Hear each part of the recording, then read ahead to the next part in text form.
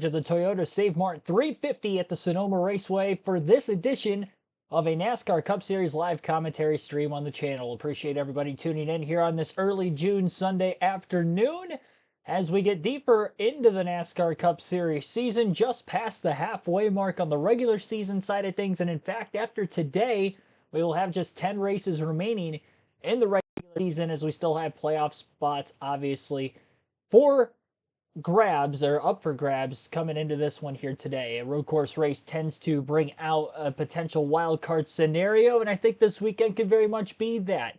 Going to be very strategy dependent races, road courses usually are, but with the repave and the very fast racetrack and very little tire fall off we're going to see this weekend, with weird cautions potentially throughout the course of the final stage of the race, could definitely shake up the running order and could result in us getting a potential new winner for the second consecutive week. We'll go through those playoff standings and actual full standings here on screen right now for you. So appreciate everybody tuning in here this afternoon. Be sure to hit the like button, subscribe for more NASCAR content if you have not done so yet. We have live commentary streams every NASCAR race weekend for practice, qualifying, and NASCAR Cup Series race day, as well as the Truck and Xfinity Series races in addition to that. Last night, we got to watch SVG win back-to-back NASCAR Xfinity Series races, both on road courses, for his first two career Xfinity Series wins. Here today, he is not running in the race, so it's wide open for a Cup Series regular to more than likely go to victory lane. Really, the only non-Cup Series regular who I think has a at least decent shot to win the race today is going to be the 16 of AJ Allmendinger. There are a couple other supercar racers from out in the Australian world that are running and making their Cup Series debuts here today. Cam Waters in the 60 for RFK Racing, and in the 33 car for Richard Childress Racing as well. They will have an extra open entry. So 38 cars here in this one. Here are the point standings coming into the day. You got Denny Hamlin leading the way. He's 21 points out ahead of Kyle Larson. Remember, Larson missed the Coca-Cola 600 a couple weeks ago for running the Indy 500 and the whole rain scenario there that delayed the start of the Indy 500. Therefore, by the time he got to Charlotte, the race was over and called early due to rain there, so never got to run a lap. But he did get his playoff waiver earlier in the week, so he is playoff eligible still, as he had 2 wins before that missed race in the Coke 600 a couple weeks ago. So 2 wins on the season. Chase Elliott's 27 points out at first as of right now, as he is 3rd overall in the standings. 4th overall in the standings is Martin Truex Jr., who's 44 back of his teammate Hamlin for the top spot. William Byron is 46 points out of first. He is 5th overall in the points. The top 5 all within 1 race worth of points of each other going into this weekend's race at Sonoma. This is the second road course race of the season. The winner on the first road course race of the year at COTA was William Byron. That was one of his 3 wins on the season. Denny Hamlin also sits with 3 wins on the year. 2 wins, as I mentioned, for Kyle Larson, both on 1.5-mile tracks, and the only other driver with 2 wins would be Christopher Bell, who got his second in that 600 that Larson missed a couple weeks ago. His first was at Phoenix, and we have multiple drivers with 1 win this season as well, which would include Chase Elliott at Texas, Tyler Reddick at Talladega, Brad Keselowski at Darlington, and Daniel Suarez at Atlanta. Last weekend, Austin Cindric became the 9th different winner in the Cup Series this season, winning a race at Gateway on the final lap, getting by Ryan Blaney, who ran out of gas while leading. Blaney's one of the drivers that are inside the cutoff line, still looking for their first win to completely lock themselves in. The drivers who are, as of right now, all above the cutoff line on points without a win this season would include Martin Truex Jr., who I already mentioned is 4th overall in the driver's standings. Ty Gibbs comes into the day 7th in the points standings, playoff standings. He would be sitting 11th. Alex Bowman is 10th overall in the driver's standings, also without a win, and he is tied in points with Ross Chastain, who also is still winless this year. Ryan Blaney, who came very close to that win last weekend. You got to think how close he is to 2 wins. He was leading on the last lap at Atlanta, got split 3 wide, and ended up finishing 2nd. And that was at the time the one of the closest finishes in NASCAR history. Obviously, a couple weeks later was Chris Buescher, barely missing out on a playoff spot. And obviously, that was the closest finish in NASCAR history, as he lost to Kyle Larson. And then Ryan Blaney, of course, last weekend ran out of gas on the final lap of the race. I mean, he could have 2 wins this year and be well in the playoffs and have a few additional playoff points, but still looking again for the first win. Now, Bubba Wallace is actually above the cutoff line in the point standings right now. His gap is pretty tight. He's only 13 points to the good over Chase Briscoe, and only 10 points to the good is Chris Buescher. Buescher has the final spot as of right now. On this standings sheet on NASCAR.com, he's 14th in the driver standings, which is factual, but he is 16th on the playoff standings.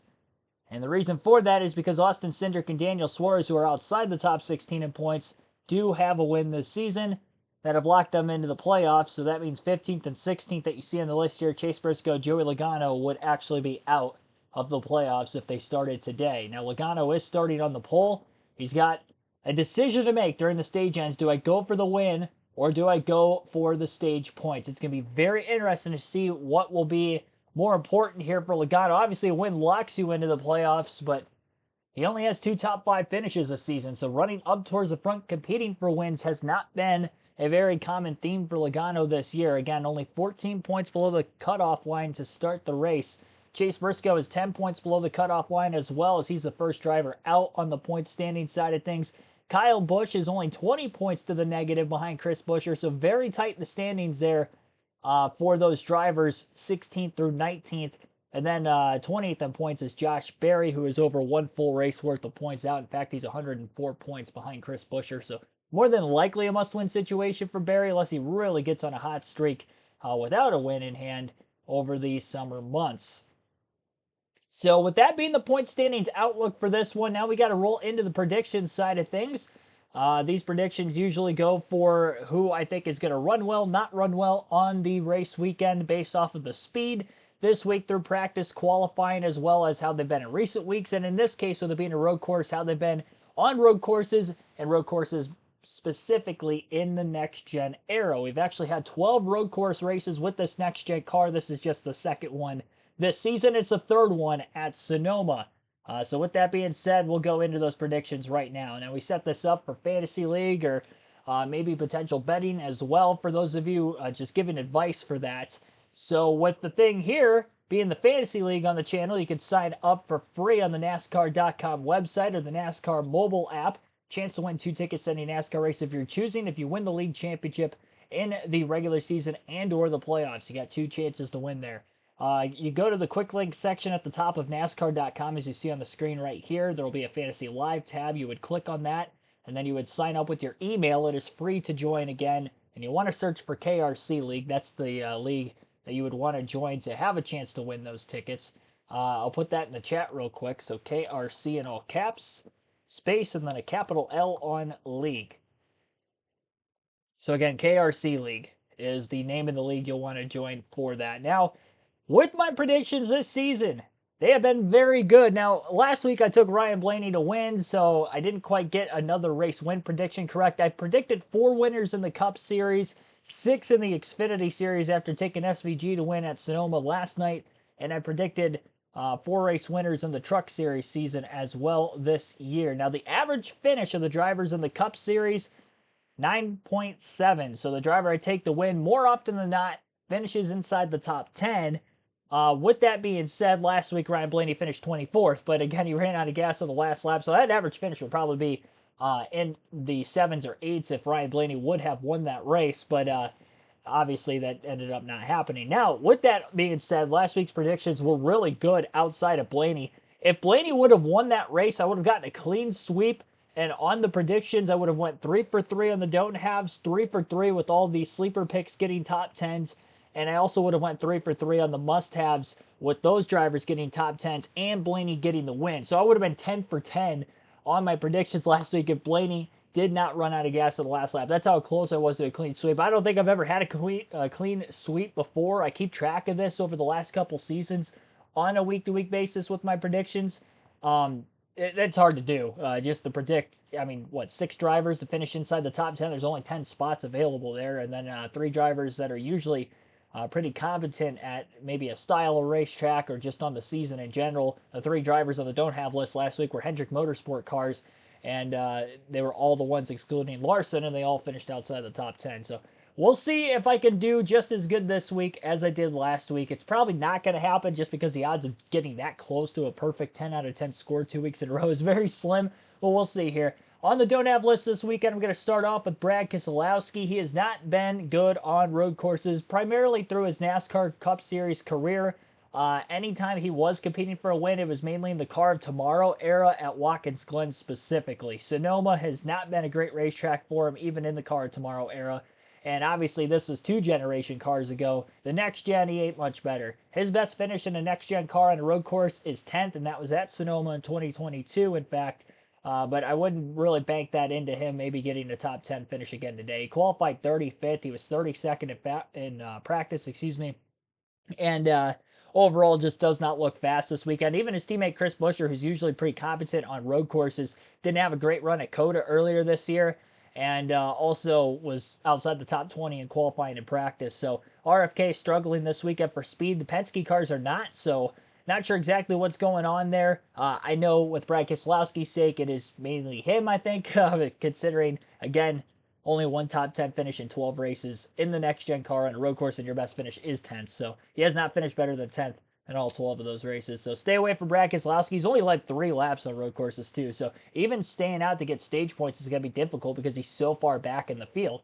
If you're in the top 20, you can bank on probably getting some stage points if drivers ahead of you pull into the pits because you're far enough up in the running order. When you're outside the top 30, you're not going to get into the top 10. Not that many cars are going to pit. And even if they do, you're going to have the drivers who started up at the front of the field more than likely making a green flag pit stop and still getting out on the racetrack before you're able to pass them, and they have fresh tires. So, yeah, no chance I think Brad Keselowski is going to score a whole lot of points today, let alone get a top 10 finish. Denny Hamlin is another driver who has not been good on road courses. Now, necessarily in his career, he's been pretty okay at road courses. More than likely, that's at Watkins Glen over Sonoma, kind of like Brad Keselowski.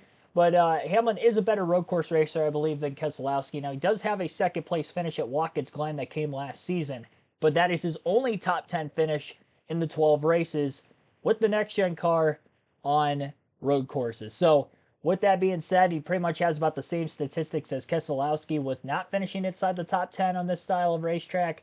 And he isn't great with the speed this weekend. The JGR Toyotas just seem to be lacking overall. Like, even Martin Truex Jr. was well outside the top 10 for his practice and qualifying times. I think he qualified the back half of the field. Denny Hamlin qualified 25th. He was 17th overall in practice. If there's a Toyota driver you want to have on your team, Tyler Reddick is definitely the way to go with it, but the JGR Toyotas just look off this weekend. If there is going to be one to get a top 10, or at least the most likely to get a top 10, I would lean towards Ty Gibbs, but definitely stay away from Denny Hamlin. He's been so good on ovals this year, especially the short tracks, that with that being said, you don't want to use him on your fantasy team today because I don't think he's going to have a good chance of running well.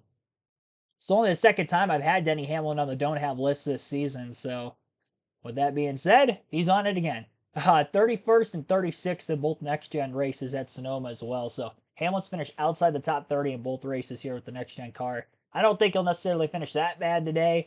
But at the same time, maybe he gets into an incident. That was a problem one year. The other year, he just ran about 30th, and that was in 2022. Last year, he got in a wreck early, and that's why he finished last in 36th. But here today, I don't know if he keeps that streak alive finishing. And I don't usually talk about him on the don't haves because he's not a driver you really think of being a perennial contender for a top 10 or a race win on any given weekend. Now, with Chase Briscoe on road courses, I feel like most people have a general consensus that he's a pretty good road course racer. I have the facts to debuttal that. He only has 2 top 10 finishes and 12 races on road courses in the next-gen car. So it would be his second season in the NASCAR Cup Series. This is now his third. We've only had 1 road race this year. So most of this is 2022 and 2023. But even this year at COTA, he finished outside the top 10 too. So with that being said, I don't know what to think of there. Again, only 2 top 10 finishes on road courses for him. All the SHR Fords look pretty bad this weekend from a speed standpoint. I don't think he'll be the worst SHR car by any means. He'll probably actually more than likely be in the best finishing SHR car this weekend. But I don't see Chase Briscoe doing too well. Only 2 top 10 finishes, like I already mentioned. His finishes at Sonoma specifically, 13th and 29th. The 29th place finish was last season, 13th in 2022 here.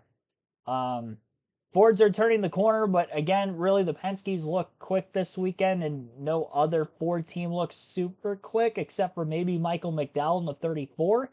He'll be on the sleeper pick, which I'll talk about here in a moment. But yeah, that's where we're at right now. Chase Briscoe, Brad Keselowski, Denny Hamlin are the three drivers I'm staying away from on my fantasy team, and I think you guys should stay away from on your fantasy team as well.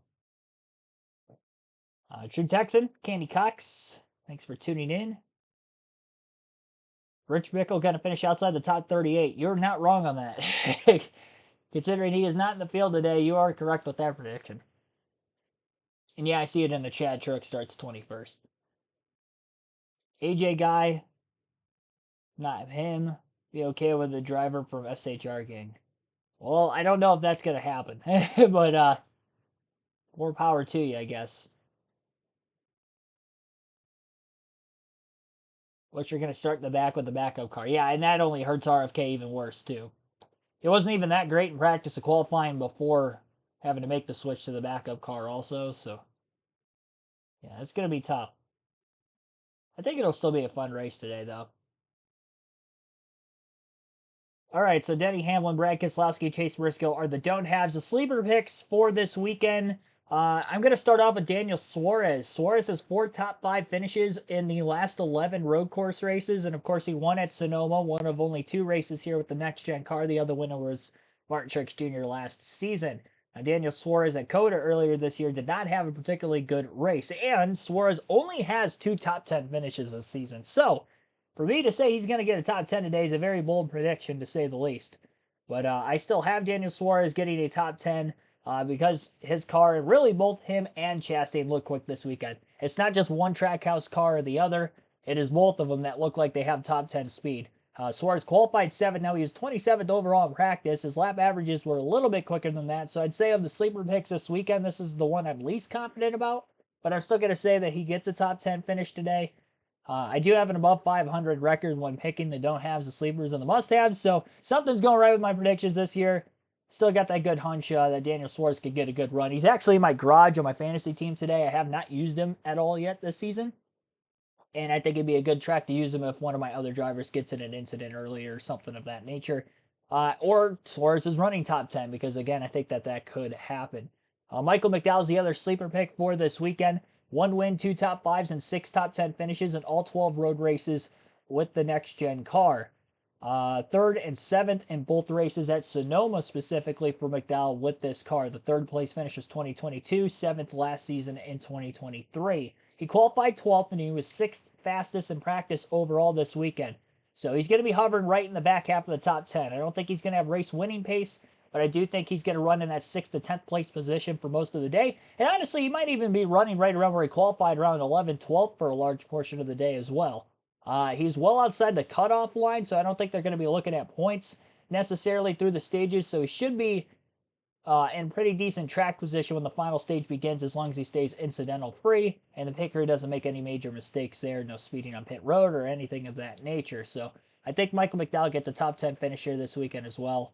We'll see if he can do it. So McDowell, Suarez, both the sleeper picks. My 4 must-have picks for this weekend, I'll stay with Trackhouse Racing. I mentioned that both of them have speed this weekend. I've got Ross Chastain on my fantasy team. I think he's a pretty solid pick. He had the fastest 10-lap average in practice, the second fastest 5-lap average in practice, and he didn't make a run longer than 10 laps as well. So with that being said, really hardly anybody made any runs longer than 10 laps in practice. So with that being said, pretty fast, at least on the short run pace. He qualified well, which is not something we usually see out of Chastain, but road course, obviously, that matters a lot. He qualified 9th. He was 9th fastest in practice. I think very similar to Michael McDowell, Daniel Suarez. If they get a top 10, I think they're going to be running kind of back half of the top 10 today.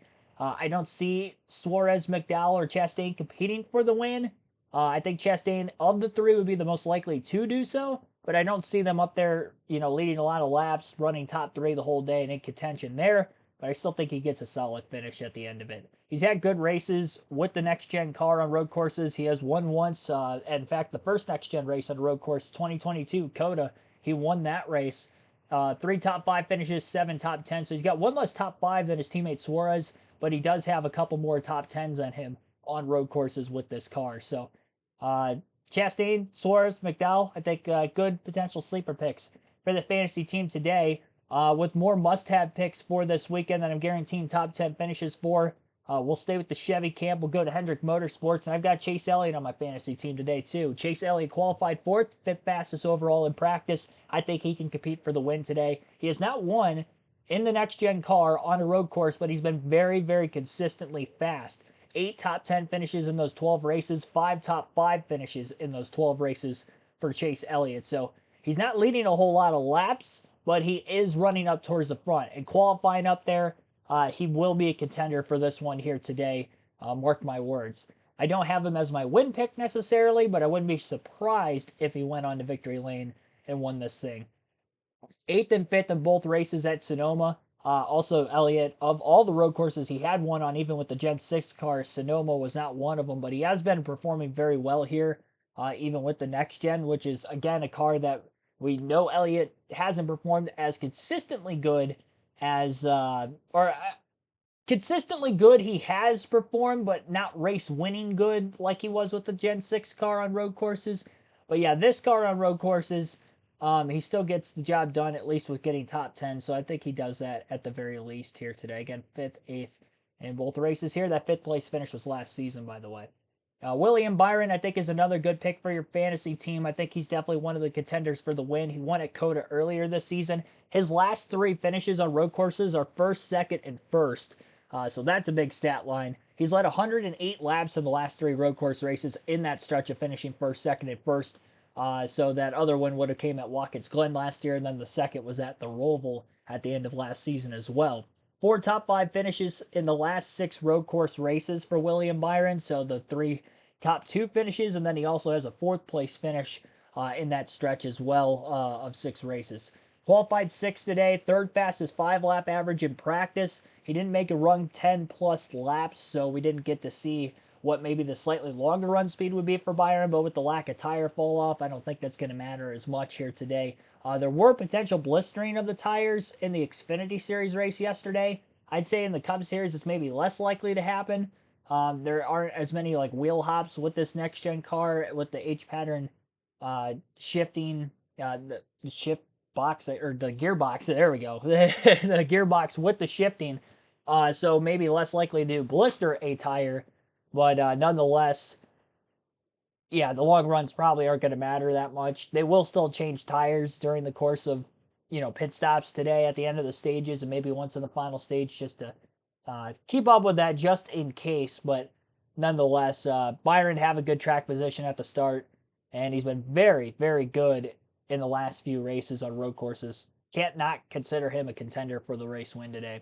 Now, my actual win pick, even though the Toyotas have not been running very well this weekend, I mentioned the JGR Toyota specifically haven't been running very well this weekend. This guy has been very fast this weekend, and that would be Tyler Reddick. Reddick had the fastest 15-lap average in practice. He had the second-best 10-lap average, and he qualified in the second-place position. Tyler Reddick, by far, has been the best road course racer of any driver with the next-gen car. Not only he has the most wins, which is 3 of them, all of those 3 wins have come in the last 10 races with this car, but he has 9 top 10 finishes in the last 10 races with the next-gen. He has most top 10s over, all with the next-gen car on road courses, and they were all in the last 10 races. To win the race here today. I have not picked him to win a race yet this season. I thought I did. I was looking back into that just to double check that before the start of the race, or the start of the stream, I guess, and I have not picked Reddick to win a race yet this season. I am going to pick him today. Again, he is the best road course racer, and he is, again, starting up front. I was looking also in qualifying in that 10-race stretch. He's qualified in the top 10 in each of the last 10 road course races as well. So not only is getting 9 top 10 finishes, but he's starting up towards the front, which obviously helps, especially with it being very difficult to pass on this style of racetrack and with this race car. The combination for that is huge. Just got to hope the pit crew doesn't make a mistake today, honestly. I don't think Tyler Reddick's going to make hardly any mistakes, if any at all, on the racetrack. The pit crew for 2311 with both him and Bubba Wallace all season, not only this year, last year, the year before. Since 2311 came into existence, their pit crew has not been very good, and it's definitely costed Reddick a chance at wins on road courses and ovals in the last calendar year or so. Hopefully they don't do that today, because I think the driver, at the very least, will be able to get the job done. So taking Tyler Reddick for the race win here.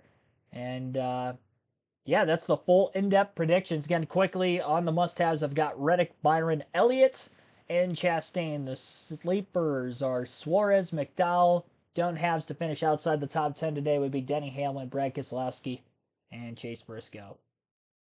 I know it's a mouthful every week with that, but I do have to cram it in quickly, obviously, before the race starts when we go through those predictions. So you can comment who you think is going to run well, not run well in the chat. I'll keep an eye on that. And again, appreciate everybody tuning in. Matt Hunter, Bubba Davis, Zavidero Racer, on 1771, JoJo, True Texan, Candy Cox. Thanks for tuning in, everybody. Cars One Boy. Also, thanks for tuning in as well. At 23 likes on the stream already. Our goal will be to get to 150 likes per usual with these Cup Series live commentary streams.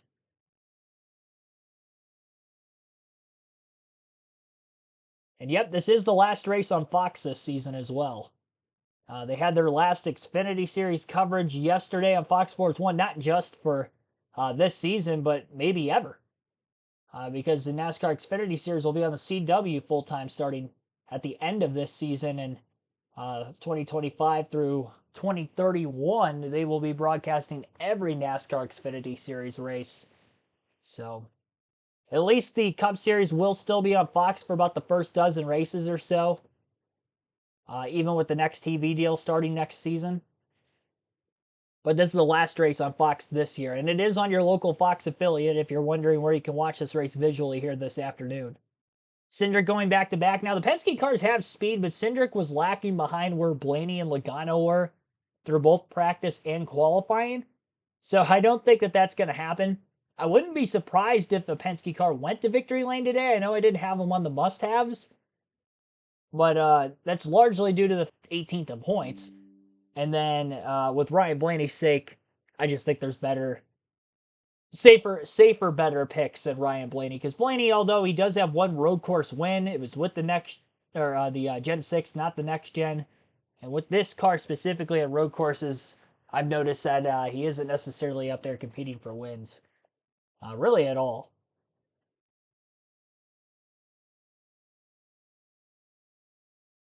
All right. Refresh the page here and see if we can get the raw feed up. Still minutes away from the drop of the green flag for today's race.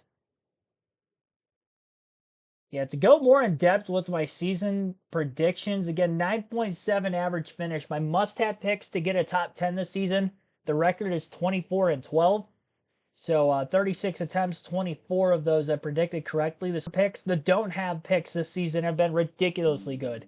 24-4 when predicting a driver to finish outside the top 10 today. So those three names I mentioned, Brad Keselowski, Denny Hamlin, and Chase Briscoe, they better look out because I'm usually right with that prediction, and they're not off to a good start already this weekend. Things could only get worse from here. Well, I guess in their case, maybe it can't get much worse from where they're at, so they've got nothing to lose. Overall, 57-27 record with those predictions. Again, 4 race winners predicted correctly. The most recent would have been, I did throw Joseph Newgarden's Indy 500 win in there, but at least with the Cup Series, I did predict William Byron to win at COTA earlier this year. So I've gotten 1 road course prediction correct in the Cup Series, and 2 in a row now for the Xfinity Series. Would take an SVG to win this weekend at Sonoma and at Portland last week. And I took Corey Heim to win at COTA earlier this season as well. So, pretty good with predicting the road course race winners. I feel like I don't know if it's just me, but it seems easier to predict race winners on road courses. Again, with the road course races this season, Cup, Xfinity, Trucks, the only one I haven't predicted correct was the Xfinity COTA race. I took SVG in that race, and he was battling for the win in the last lap. Byron COTA, Corey Heim Coda, and then I took SVG the last couple of weeks with Portland Sonoma. So yeah, I mean, I predicted the race winner in 4 out of 5 road course races through all the top 3 series so far this season. So yeah, I'm feeling good about my Tyler Reddick pick today with all those stats that I just dropped on you guys at the same time. It is gonna be tough to dethrone Tyler Reddick, I think. Especially if he gets out in front early, because I know Logano and Blaney qualified well, but again, with this car, you don't think of them as necessarily being competitors for a race win at Sonoma, so Reddick is there. I think the guys behind him, Byron Elliott, maybe even a Kyle Larson, I think they're going to be the ones to beat out of the Chevy camp. And again, they do start towards the front.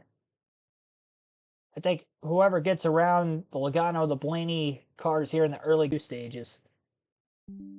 So we get the final stage underway, and then the really second half of the race, the second most important part of the race, really gets more in depth.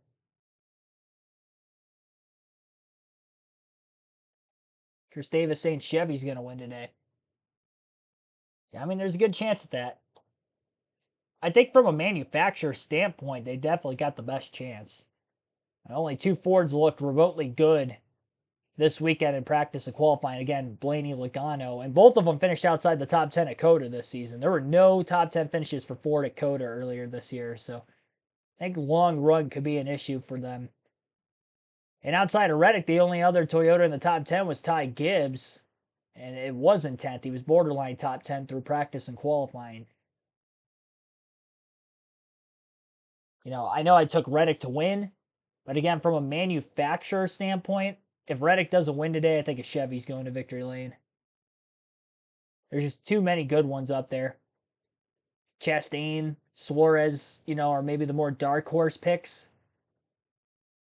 But, really any of the Hendrick cars could win, but especially Chase Elliott, William Byron, in my opinion. So Mike Joy, Kevin Harvick, Clint Boyer in the booth for the final time this season. And I'll let you listen in to some of the pre-races. We're waiting for the green flag to drop here today. It's Calamity Corner. Where are we worried about today? Yes. It's where the big flip-flop was yesterday. Corner you can't see. 8 is also the same way. All right, this is going to be fun. Look at the great change here. It's a great racetrack. It's all new pavement, and we can't wait for today's race to begin.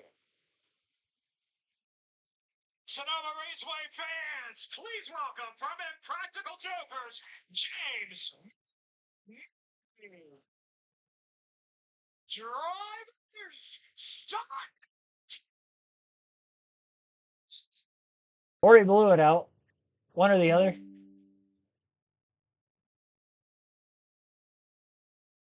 I just hope he's not going to the airport.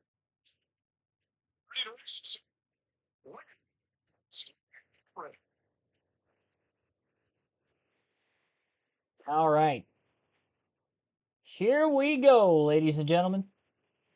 Well, we've gone through everything we needed to go through before the start of this race, other than this one thing, and that is to go through today's starting lineup for the Toyota Save Mart 350. So we'll do that right now. Joey Logano again on the pole for the third time, this season. First on a road course, obviously, and Tyler Reddick, outside pole sitter, looking to get his first win at Sonoma and his 4th win on a road course in his Cup career.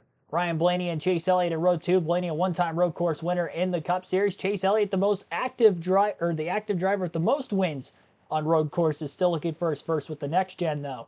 Kyle Larson and William Byron will line up in row number 3, both with road course wins in the next gen era. 2 for Byron and a couple for Larson. Daniel Suarez with a win at Sonoma in 2022 will line up on the inside of row 4 with Alex Bowman to his outside. Ross Chastain and Ty Gibbs in row 5. Chastain, a 2022 winner at COTA, and Gibbs looking for his first career Cup win still. AJ Allmendinger and Michael McDowell, a couple road course ringers, if you would. And row number 6, McDowell won at the Indianapolis road course last season. Allmendinger with 3 career wins in the Cup Series, all on road courses, 3 different tracks. Watkins Glen is first in 2014. 2021 at Indianapolis, and last season he won at the Roval. Carson Hocevar and Todd Gillen, a couple young guns in row 7 in this one. Row 8 will be Christopher Bell and Austin Dillon. Again, the JTR Toyota's lacking speed, but Bell had a great run at COTA earlier this year, so maybe can rebound from a mediocre qualifying effort yesterday.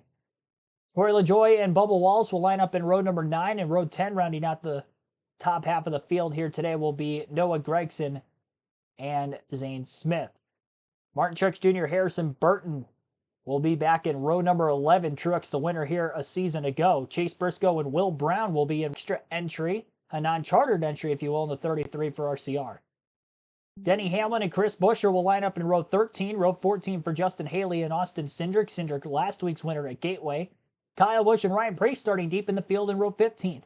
Row 16 will be Cam Waters and Josh Berry. Waters making his debut in the Cup Series today. Another outside road course ringer from the Supercar Series. And that 60 car is for RFK Racing. Ricky Stenhouse Jr. and Daniel Hemrick in row 17. Row 18 for Brad Keselowski and Kaz Grala. And then row 19 rounding out the field today will be John Hunter Nemechek and Eric Jones. So that is your full field starting lineup for the Toyota Save Mart 350 here today at, well, Sonoma. Some of the overheads. Yeah, there's just so much speed that you carry through here, and all these guys are trying to figure out exactly where the limits are with everything. That's turn 1. Here's the top of the hill at turn 2. It's your old car, Kevin. It's my old car. Turn 4 at the bottom of the hill, and then here's yesterday's wreck at the Xfinity race. Yeah, and in the middle of this wreck was the leader. Had a bad pit stop right there in the middle of that. Ty Gibbs was a dominant car. That's going to happen today. At some point, you're going to get shoveled in the middle of this pack, and you hope that that accident doesn't happen. It was a wild one yesterday. How about let's get to work from our pole sitter? Hey, Joey Logano, this is Kevin up in the Fox booth. You got a copy? I got you, Kevin. Well, man, you look like a road racer out there. We've seen some success. This is a much different racetrack than the old Sonoma. How are you going to keep that thing up there today?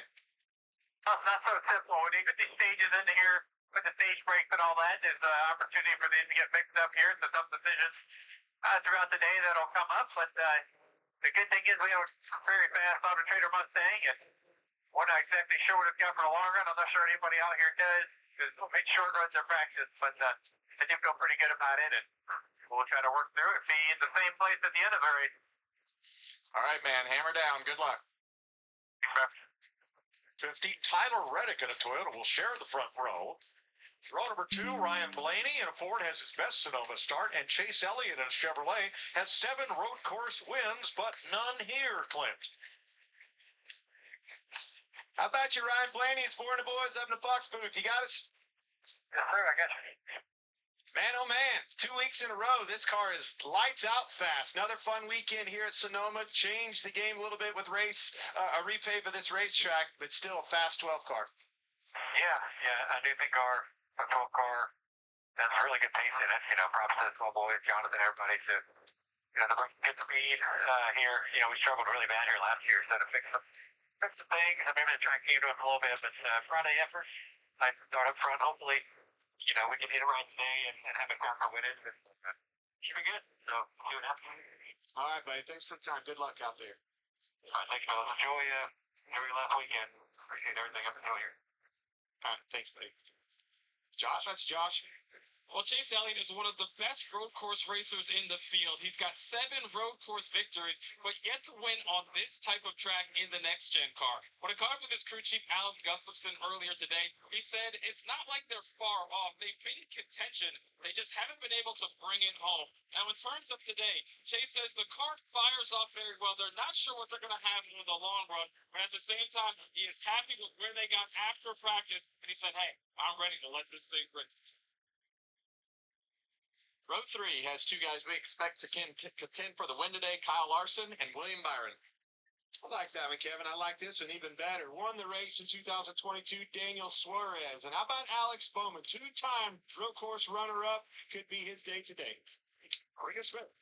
Well, Mike, there's no track more special to the driver from Monterrey, Mexico, Daniel Suarez, than that one here at Sonoma, where he got his first career Cup Series victory in what was an extremely popular victory. Since then, though, he has added another win in Atlanta earlier this year in the second race, and it has been a cold spell since then with only one top 10. He told me earlier today. Gibbs top 5 in the last 3 road course races, and Liz Chastain won at Coda, Austin, Texas in 2022.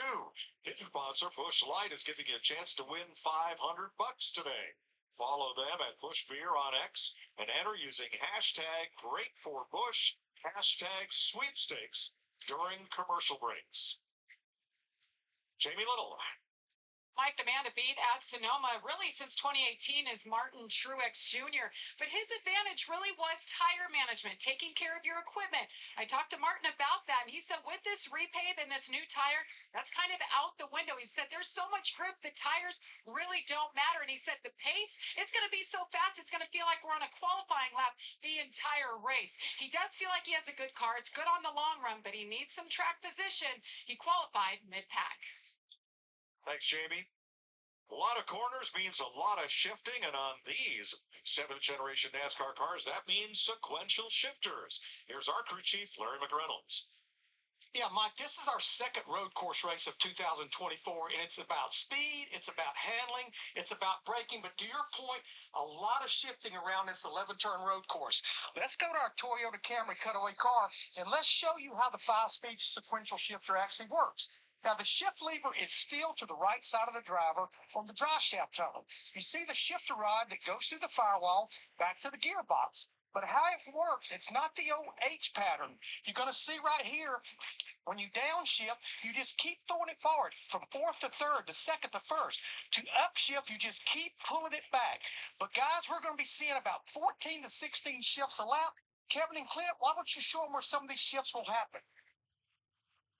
Well, Larry, this is a little bit different than last year, and I think as you go through, down the front straightaway here up into turn 1, you'll get all the way up into 5th gear, 4th, all the way down to 2nd to 3rd, up through the top, back down to 2nd, and then over through here, you're going to see a few different things as you get down into turn 10, where the biggest difference is down in this section into turn 10. You didn't used to get to 5th gear, and now you're in the 5th gear and have to roll all that speed through turn 10. So the speed has changed some of these shifting points from last year. And that's to maximize your lap time, right? So we get further into this race, we start talking about fuel mileage and strategy. I can help that crew chief a little bit, save some fuel with that gear shifter.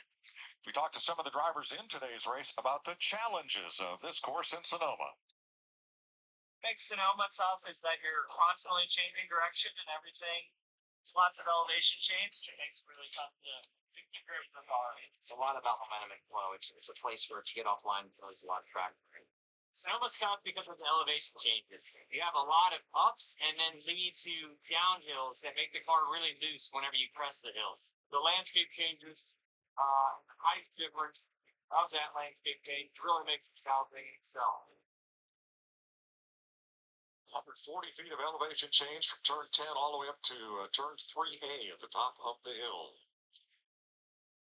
There's the all-new Toyota Camry XSE leading the field here. On just a perfect day for racing, hardly a cloud in the sky. Temp up to 77. It may touch 80 this afternoon. A breeze out of the southwest, but full sun. Track temp makes 110 laps. Well, this is really where everything could get mixed up, because if it goes green and those stage brakes just kind of come out at the same time, then the strategy will kind of be pretty simple. But if those cautions come out, it's going to get crazy quick. All right, we listened in on William Byron and company. It's been a weekend to work on stuff here. It's got better.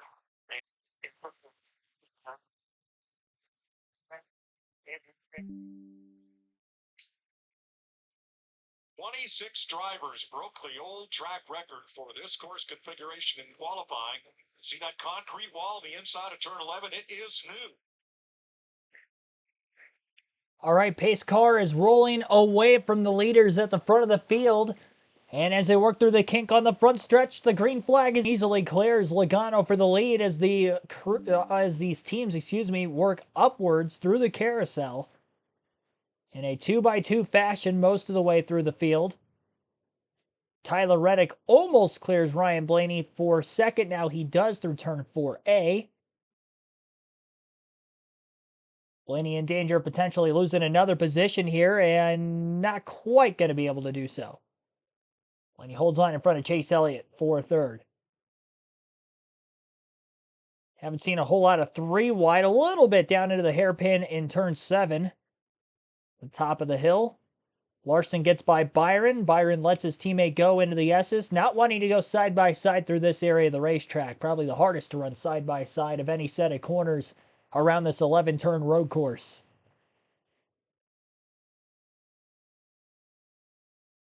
Opening lap in the books, side by side for position between William Byron and Daniel Suarez now, a battle for 6th.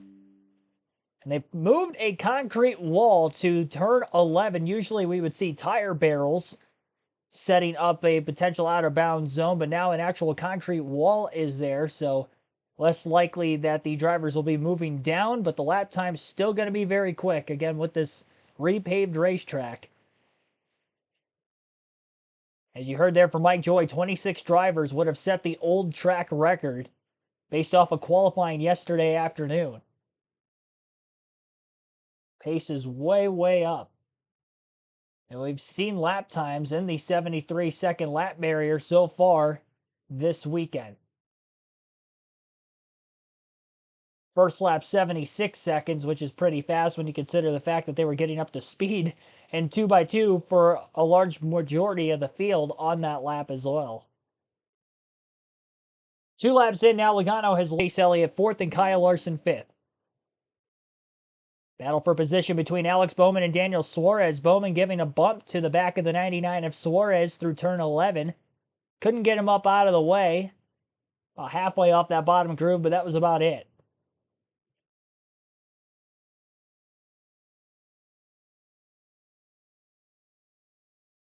Suarez did a pretty good job holding on where he did. Oh, Hamlin's race car. Caution flag is out for the first time today on lap 3. And he's going to park it, it looks like. Maybe he missed a shift.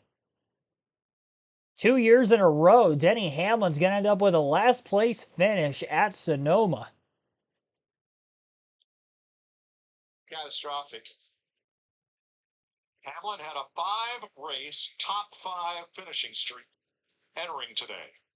That just grenaded right about at the start of the adjacent drag strip. Yeah. Well, it gives us an opportunity to check with Aaron McReynolds on today's race strategy. Well, Mike, I think it is a little bit early for anybody to be coming. Yeah, if you're at the back of the pack and you need adjustments, go ahead and come in. You're really not going to lose anything. But most of the crew chiefs are looking at this as a 2 pit stop race, pitting at the end of stage 1 and somewhere around lap 70 with 40 to go. Remember, the fuel mileage is about 40 laps. You might consider pitting right before the end of stage 1. Do what we call flip the stage, but you will have to save a lot of fuel as much as possible to make it on one more pit stop. Maybe pit at the end of stage 2 for fuel and tires. Then around lap 70, fuel only, make a quicker pit stop. The bottom line is the Verizon race strategy is a fluid situation today, guys. Fluid as in wine, Larry Mack? I wonder. Yeah. All right. Denny Hamlin goes up in smoke. First caution of the day. A lot of smoke coming out of the back of that 11 car. We saw a JGR car last week have issues with an engine problem at the end of the race at Gateway, and that was Christopher Bell, who was battling at the time for the race win with Ryan Blaney in the final 30 laps or so. With about 18 to go is when his engine ended up losing a cylinder, and he still ended up with a top 10 finish, but obviously lost a bunch of spots late due to a lack of horsepower. Now, in this situation here, Hamlin obviously not going to be able to continue. And again, the second consecutive last place finish at Sonoma for Denny Hamlin. Last year, 36, but because it's a 38 car this year, 38 car field this year, he will finish in 38th. And Hamlin came in as the points leader too, so this is catastrophic for his regular season championship drive, as more than likely he's going to end up losing the points lead today because he had 5 drivers within 1 race worth of points of him coming into this one. And all those drivers are up towards the front of the field right now. Kyle Larson's 5th, William Byron's 6th. Tyler Reddick 2nd. And the only other driver that was within a race worth of points of him was Martin Truex Jr. He's in 19th, but yeah, it's going to be tough for Hamlin to hold on to the points lead after today's race with this last place finish. And no stage points with the last place finish, too. And honestly, he was probably going to be a driver that's going to stay out and try to get some stage points because he did that at Coda. I wasn't expecting him to run very well on speed today. He qualified 25th. But now we're not even going to be able to see if that will end up happening because he's out of the race. So, again, our first caution of the day at Sonoma. You're listening live on KRC to the Toyota Save Mart 350.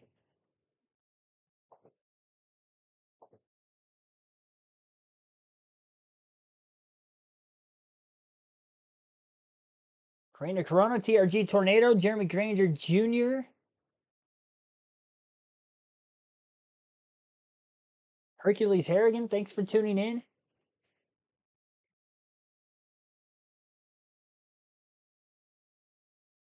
Jeremy Granger saying the big one's going to happen this race. Stephen Harvey, thanks for tuning in also. Glad Denny isn't in the poll. I never stood a chance. Well, yeah, that's... I didn't expect him to have a good run today. I usually try to put the drivers who I do think have the best chance of contending for a win. Patrick Shadley, thanks for tuning in as well. Your home track. I took Tyler Reddick to win the race today, by the way. So I was asked that in the chat. So Tyler Reddick's my pick. Next.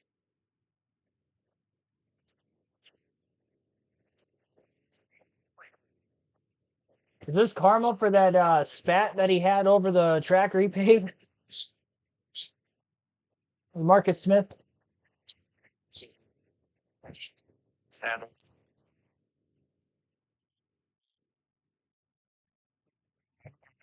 Well, a place where you need Brinkle at Trudeau's Corner. Okay, lap 4, onto caution.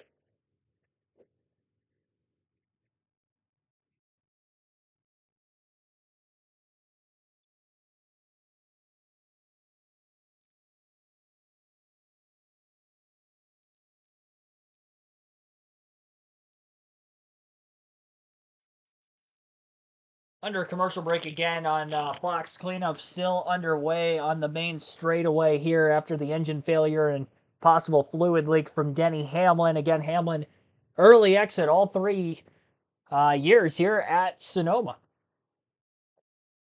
But back-to-back last place finishes for him at this racetrack. That's a rarity. That's harder than winning 2 races in a row at the same racetrack, I think. Finishing last at the racetrack, same racetrack 2 races in a row. It's tough to do. Yeah, there's a look at the point standings again. So all those drivers within 1 race worth of points of him running up towards the front of the field, it's going to be very difficult for him to hang on to the points lead here today. Even if those drivers end up sacrificing stage points, just them finishing in the top 10 alone would end up allowing them to surpass Hamlin even with no stage points today. So, for most of them at least. So Joey Logano was able to lead the first couple laps of the race under green flag conditions. He's still out in front under caution. Reddick, who started second, has ran second this entire one. So most of the drivers that are up in the top dozen or so are all the same drivers that qualified there. Average race speed obviously going to be pretty slow out of the gate here. Again, stage 1 ends at lap 25.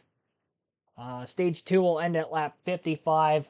And then the entire second half of the race, the final 55 laps will all be the final stage. So you have until lap 55 to get your fantasy lineup set for today. And you also have until lap 55 to vote for who you think is going to win in our chat poll. 47% of you as of right now think somebody other than Reddick, Byron, or Elliott will win. Chase Elliott getting 31% of the votes, 10% for William Byron, Tyler Reddick getting 12% of the votes so far.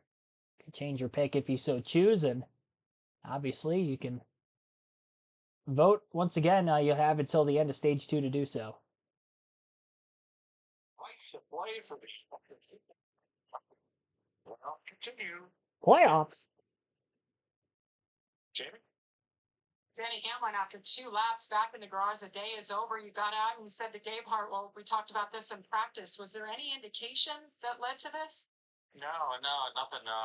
So yeah, it's just the gearing is a little weird for the track. It's there's a lot of high end RPM stuff, but same as everyone else. And then just it blew up lap 2. So I'm not really sure. They'll look at it, figure it out, but certainly not ideal. Thanks, Danny. Right, thanks. Larry Mack looked at the data. No over revs on downshift or upshift. Something just broke. Now, John Hunter Nemechek sliding through the oil into the turn barrier. Kaz Grala just barely missing it, it seems. You can see he was way out of the groove in trouble. Not a worse feeling than driving through oil like that, Clint. No. You just have no control, and it feels like you're on a sheet of ice. But back to the engine. You know, I think that the engine is definitely tough to diagnose. Let's hear some radio from the 42. Did I hit the fix with the oil? Pretty straight, but it doesn't tell the brake. I don't know if it pulled the tire or. Pagano and Blaney. Lots of talk about how there's been some sand kicked up on an overturned 2. We'll watch that at the top of the hill. Well, they better get used to that because there's going to be dirt on the track in turn 2 all day. Note that second place Reddick chose the second row behind. Yeah, interesting. Reddick did not take the front row for the restart, so it's Penske lockout there. Green flag back in the air. Logano on the inside, Blaney on the outside. Blaney trying to stay door-to-door with his teammate, not going to be able to do so. Logano clear for the lead into turn 2 and upwards through the carousel once again. Side by side for position. A little bit of a log jam in the middle of the pack on the inside lane through turn 2. Not as much as that last restart of the Xfinity Series race yesterday, though. Or at least the second to last restart, it technically would have been. That big crash over towards turn 3. Logano was about 6-7 car lengths out ahead of Reddick. Reddick was able to get by Blaney for second through turn 3. So it definitely seemed like he saw something there from the initial restart, which allowed him to choose that lane through the restart zone, of course, having the choose rule in play. Ross Chastain gaining a couple positions on the restart, getting by AJ Allmendinger and Alex Bowman.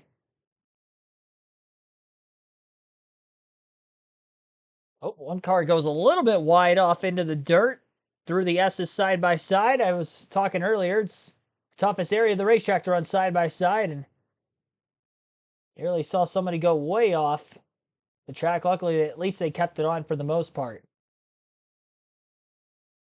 Couple different 3 wide scenarios down in turn 11 on this lap after the restart. Didn't see that as much on the initial lap to start the race. Drivers getting more of a feel for the cars just with only a few green flag laps underway. Lap 8 overall, though, for Joey Logano. He's led every lap, again, most of those under caution after Denny Hamlin has retired from the race with an engine failure.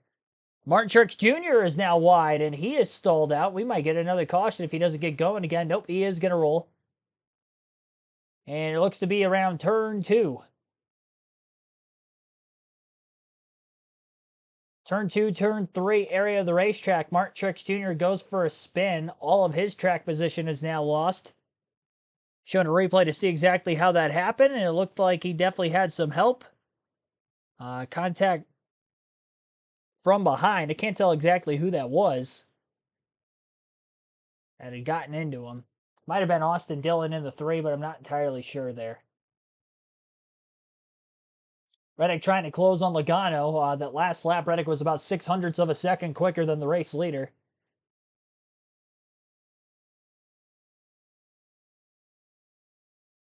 And Ross Chastain had gone very wide in turn 3. Lost a handful of positions. Made a great save, but was dirt tracking it a little bit there. Goes from about 8th to 16th.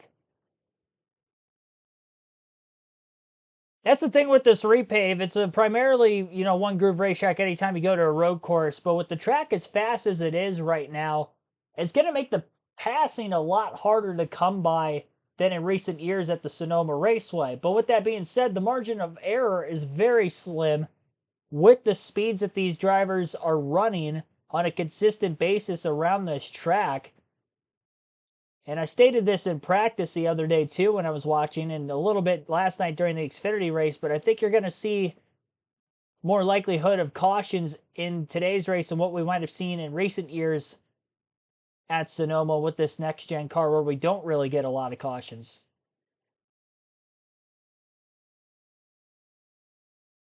And although the positions might not change a whole lot during a green flag run by way of passing or natural passing at that, I can easily see there being a lot of mistakes throughout the course of the race today, which could result in drivers losing a bunch of positions at once, as we saw from Ross Chastain there moments ago.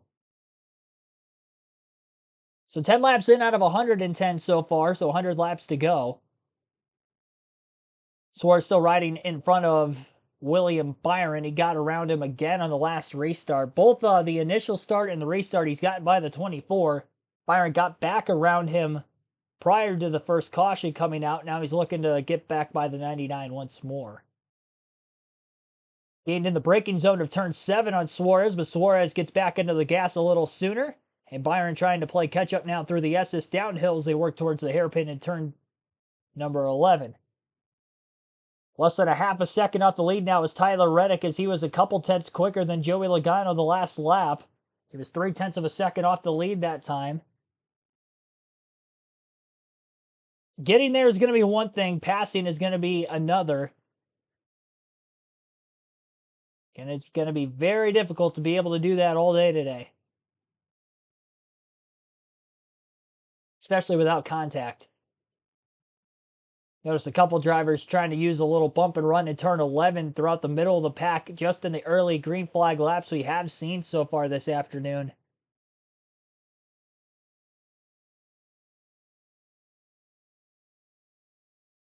Logano just about 2 to 3 car lengths, if that, ahead of Tyler Reddick as Reddick gains a ton through turn 4. Down into 7. Sharper angle getting into the corner for Reddick, then the wider arc by Logano. Logano going to get a straighter drive off. And now through the SS, Reddick loses about a car length or so from where he was at the top of the hill to where he is in the middle of it. Reddick definitely able to outbrake Joey Logano. And that is where he's closing on him the most. Ryan Blaney in third is 1.8 seconds off the race lead. And maybe starting to hold up a line of cars behind him. So the top two have set away from the 12 in the early laps.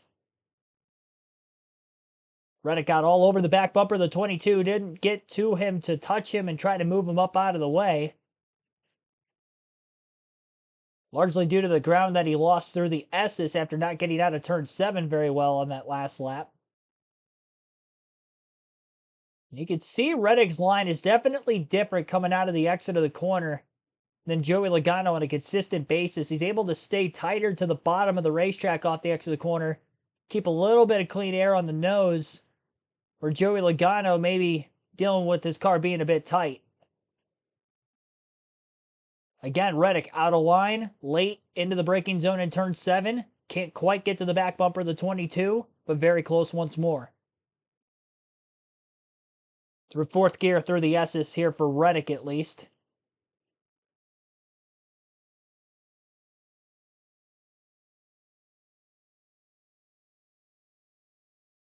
If he can stay much closer to the 22 car through the S's, he'll have a much better chance to try to dive underneath them in turn 11. But he hasn't gotten as close to Logano in 11 than what he has in turn 7 the last couple laps.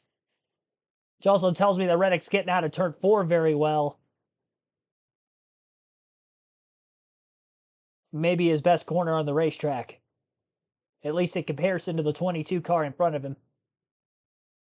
Commercial break once again on Fox. Side-by-side commercial break at that. We'll go through the full field running order for the first time today on lap 12 of 110. Joey Logano is your race leader by 0.2 of a second that last time by at the start-finish line over Tyler Reddick. And 1.4 seconds off the lead is Ryan Blaney in third. Chase Elliott is 2.8 seconds off the lead in fourth, and Kyle Larson 3.8 seconds back in fifth. Daniel Suarez is still in sixth, Alex Bowman in seventh, A.J. Allmendinger 8th, and William Byron has now fallen back to 9th. Michael McDowell in 10th, Ty Gibbs 11th, Christopher Bell 12th, Carson Hocevar 13th, Corey LaJoie 14th, and Ty Gillen 15th. Ross Chastain 16th, Will Brown up to 17th, Bubba Wallace 18th, Noah Gragson 19th, and Austin Dillon is 20th. Chase Briscoe in 21st, Austin Cindric 22nd, Zane Smith 23rd, Kyle Busch 24th, Ryan Preece is 25th. Harrison Burton in 26th, Chris Buescher 27th, Cam Waters 28th, Josh Berry 29th, and Eric Jones is 30th. Ricky Stenhouse Jr. 31st, Brad Keselowski 32nd, Justin Haley 33rd, 34th for Daniel Hemrick, Kaz Grala 35th, Mark Truex Jr. 36th, John Hunter Nemechek 37th, and Denny Hamlin out of the race with his engine failure will finish 38th. Joey Logano still led all 13 laps from the pole, and that only caution was on lap 3 for Hamlin blowing an engine. Average race speed in the early going is 71.68 miles per hour, and we're just over 20 minutes from the start of the race.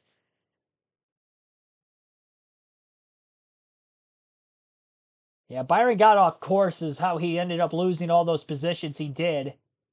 And actually got off course again here just moments ago, because now he's gone from 9th to 12th. So Byron's gone off course a couple times, nearly 3 wide, trying to get around him headed to turn 4. Tough start to this race for Byron as he started 6th and is now back to 12th. And actually, he's even further behind than that. Byron gets himself back in line in front of Austin Dillon in 19th, it appears. So William Byron has lost over a dozen positions from the start of the race. One of the contenders for the win from the pre-race is now going to be an interesting circumstance of whether to stay out to get the stage points or pit early, try to leapfrog the field.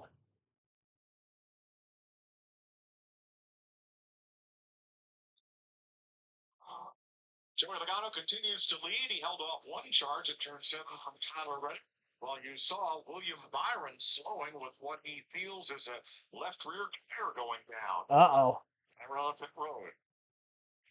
Yeah, he certainly was talking about it. So was his teammate Kyle Larson in the 5 car. You see, William Byron said, we need to pit. This is a problem. And he cut off the race then too. So Regan. Well, guys, he came on the radio, thought it was a left rear flat. The team told him it appears that the tire is up. They're worried it may be perhaps some blistering or something else going on with the tire right now. Early in the race, he had been loose through the lefts and tight through the rights. We'll take a look at that tire as soon as we get there. Well, we heard a lot of the teams talk about those blisters might pop up today. Just didn't know how bad, and also have some delamination at the seams. So here is Byron going off outside turn 1 a couple of laps ago. I'd say he just got loose in that high-speed corner coming around 1 and chased it up the racetrack. A lot of guys have spun out there. He was able to keep it underneath of him, but had to drive off in the dirt to do it. And it's such a fine line through this section right here where you see our leaders going through turn 1, right? You want to be right, the left front, right against that wall, right on that line all the way to the left, all the way up. And if you get to the right in turn 1 just a little bit, it's super easy to slide out the groove. Whoa, big lockup for Ty Gibbs in the wall. Turn 1, and caution is out for Gibbs. Oh, the right front is destroyed. Yeah, it is. Lap number 54. Yeah, you bring it to him right away. He slid into that. It looked like the right front was turned out. I'm wondering if he got in the wall in 11. Well, I think that's the carcass of the tire hanging out there. It looks like the whole wheel is turned. You're right, Clint. It's rare. That's twice. I know. Got me twice in one day. You finally paid attention. Yeah, he was smoking down the front straightaway, so something happened earlier. But let's think about this. And this is a guess, but we've always talked. C's already into it. I'm wondering if he got in that wall in 11. Used to be tires. Can't get away with that now. Second caution of the day. Ow. Well, JGR not off to a good start here today. Denny Hamlin out of the race with an engine failure. Second caution is Ty Gibbs, who qualified in the 10th place starting spot and now having an issue here in the early going, getting into the wall. Our second caution, I mentioned we might have more cautions today than usual at Sonoma, and that is due to very little ability to have any sort of errors with the high speeds on this racetrack after the repave, and several mistakes have already been happening for a couple of drivers, and Only a couple cautions to result in that, but definitely some self-inflicted wounds. I don't know if this caution's going to help or hurt William Byron. I would imagine it would probably help him bunching the field back together again. He ended up making a pit stop because he had felt that he had a tire going down. And that had put him back at 36 before the yellow flag came out. And he had lost a bunch of positions even before that on the racetrack, going off course on multiple occasions. So top 5 in the running order at the caution would be Joey Logano in first, Tyler Reddick second, Ryan Blaney third, Chase Elliott fourth, and Kyle Larson fifth. And that is the top 5 as of right now. We may see pit stops for the first time today. We'll just have to wait and see. Finn Rondi, Cerebral Assassin, thanks for tuning in. Kevin Beeler, also thanks for tuning into the stream.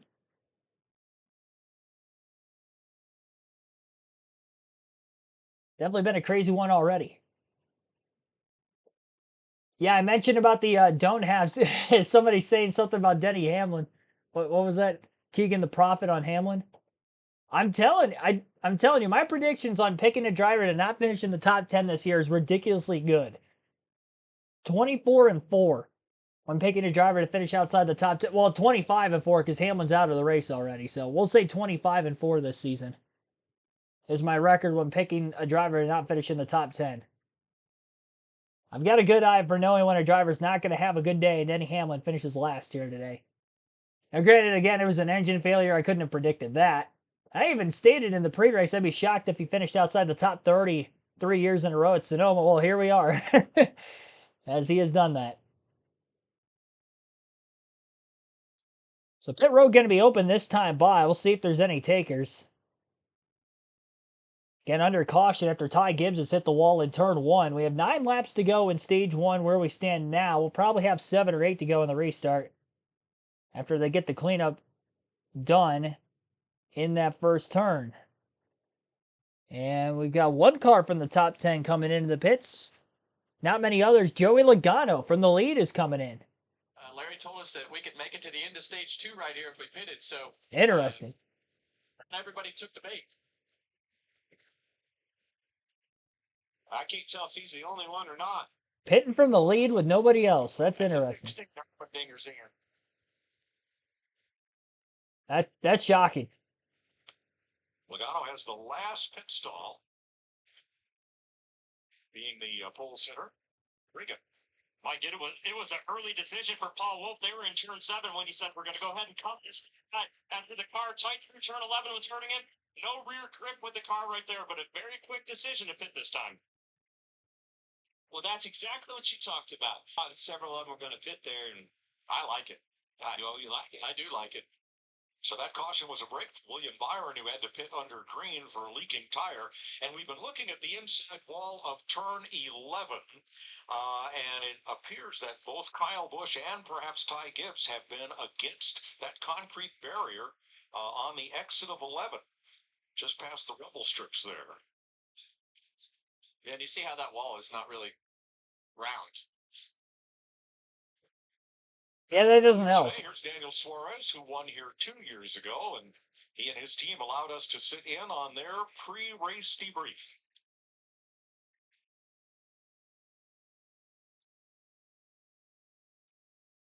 The kind of symbolizes how our season's gone so far. So, we got that win at Atlanta, which was great, but we've struggled.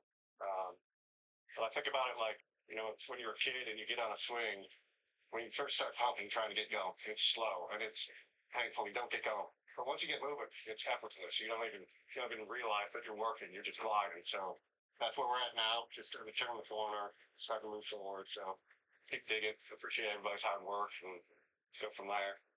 1, 2, 3, 1. Yeah, it sounded a lot like the start of our meetings with Grossi. Yeah. Yes. 3 career wins as crew chief for Matt Swiderski, who leads that group. Frank Kimmel II is the spotter. And here's Ty Gibbs. We've been searching in-car footage for this. Easy to do. We used to do it with the tires all the time, but we kind of purposely moved a bit, wouldn't we, Kevin? Can't do that with that concrete wall. No, and that, like we say, that concrete wall is not round. So He's not the only one that's hit it. Hit reports Kyle Busch hit it as well.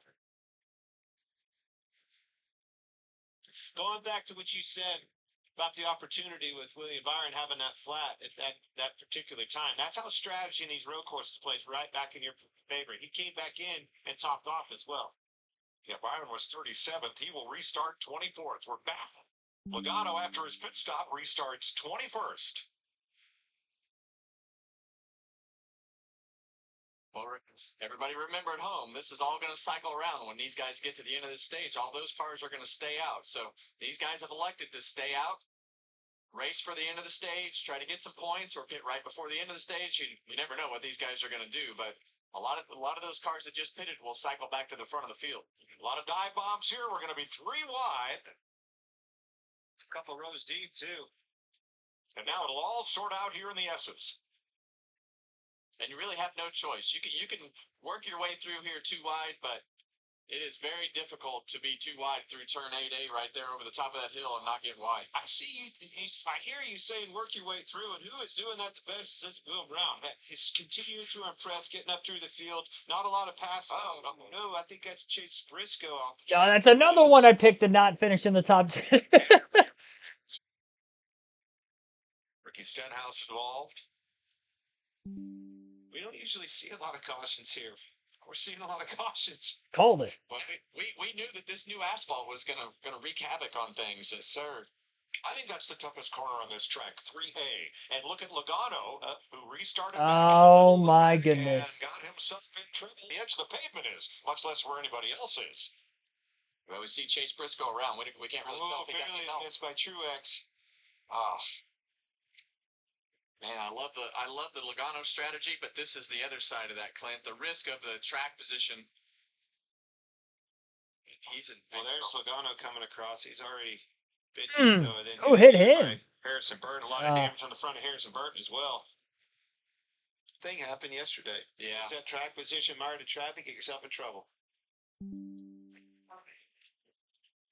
Caution waves for the 3rd time today. It's going to be a long day. 3 cautions in less than 20 laps here at Sonoma. Multi-car incident involving Ricky Stenhouse Jr., Harrison Burton, Joey Logano, and Chase Briscoe. Briscoe getting the most of it.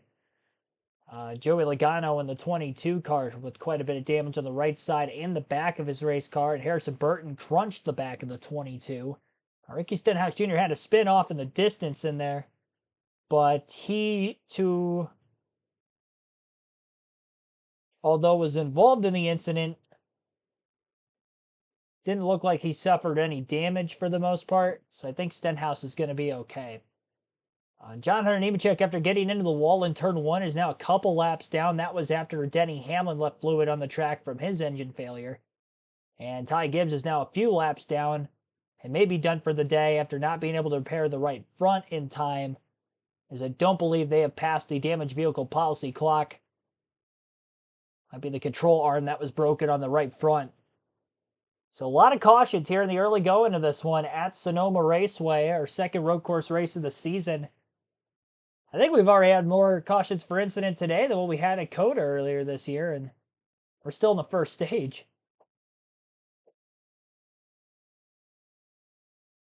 Again, this repave track is so much faster, so the margin of error is a lot less.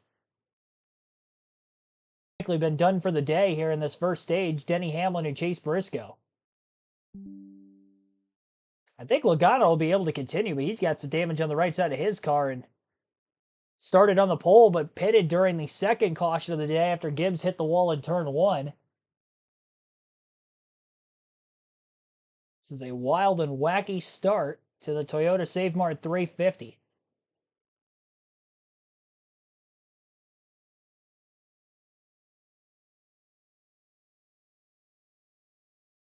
Keegan the Prophet or Briscoe. I saw that. I didn't realize you actually commented it. I thought I beat you to it.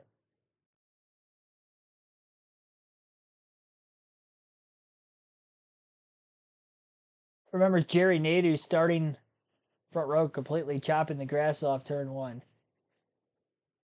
I was too young to vividly remember that, but I've definitely seen that plenty of times since. The YouTube Rome.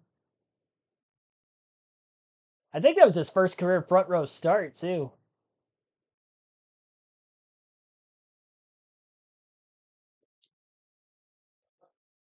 Here's the most recent caution. Chase Briscoe goes for a spin. Ricky Stenhouse is part of this. And from AJ Allmendinger's look from the leak filter cam. Yeah, it's hard to tell if they checked up and Austin Cindric got in the back of Chase Briscoe, but either way, Briscoe went around. It looked like a chain. You know, right? One got into the other, into the other, and the other. You got 3 cars going around right in front of it. It was a near miss for Martin Truex. He was so close. Most cautions ever in stage 1 of a road course race in the Cup Series.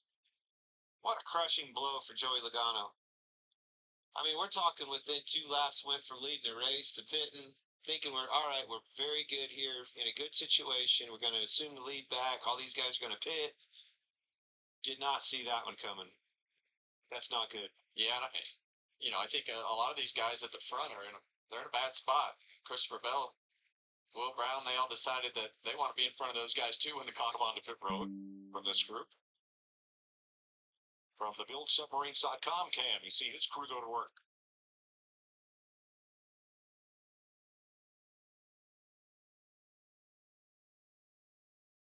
Fresh Goodyear tires, tank of Sunoco gasoline, off he goes. As a driver, I just never knew how this was all going to play out. If I'm in the middle or the back of the pack right now, I'm thinking, how in the world is this ever going to work my way? And then all of a sudden, one caution, everything clears up, and you got clean track in front of you. So Michael McDowell up to 7th place. The Ford Performance cam there. Logano back in.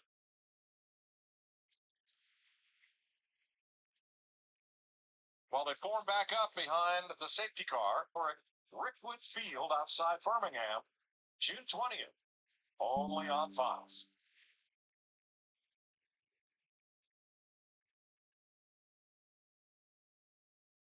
Tyler Reddick leading Ryan Blaney. Jamie?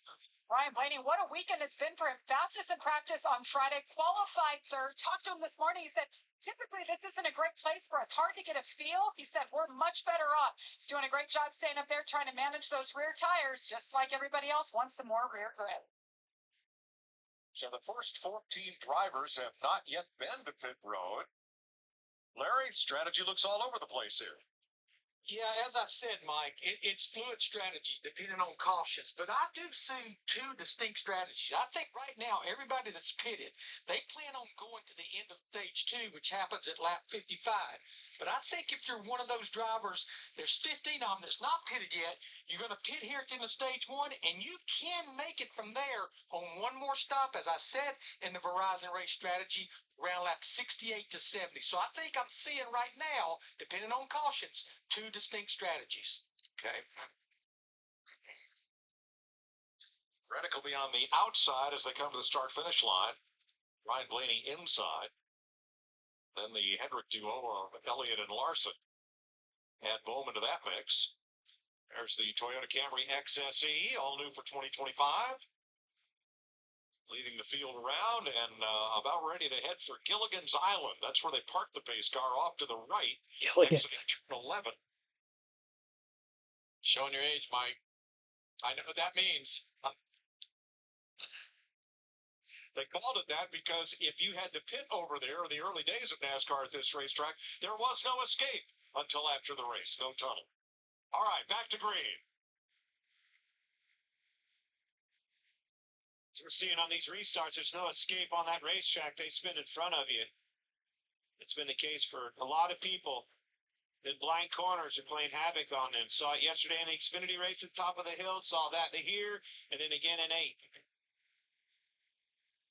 There's that blind exit 3A. Down the hill to 4, and then the chute. Chastain to the inside, 3 wide mid-pack. Now double wide.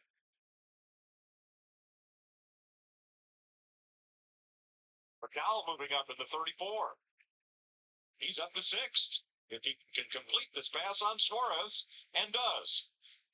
Well, you know, if there's a chance to dive it in there, Michael McDowell is going to do that. He's very good under the braking and very brave to go along with that. So he always makes ground on these restarts and does a great job and kind of being calculated of being aggressive and putting that car where nobody else is.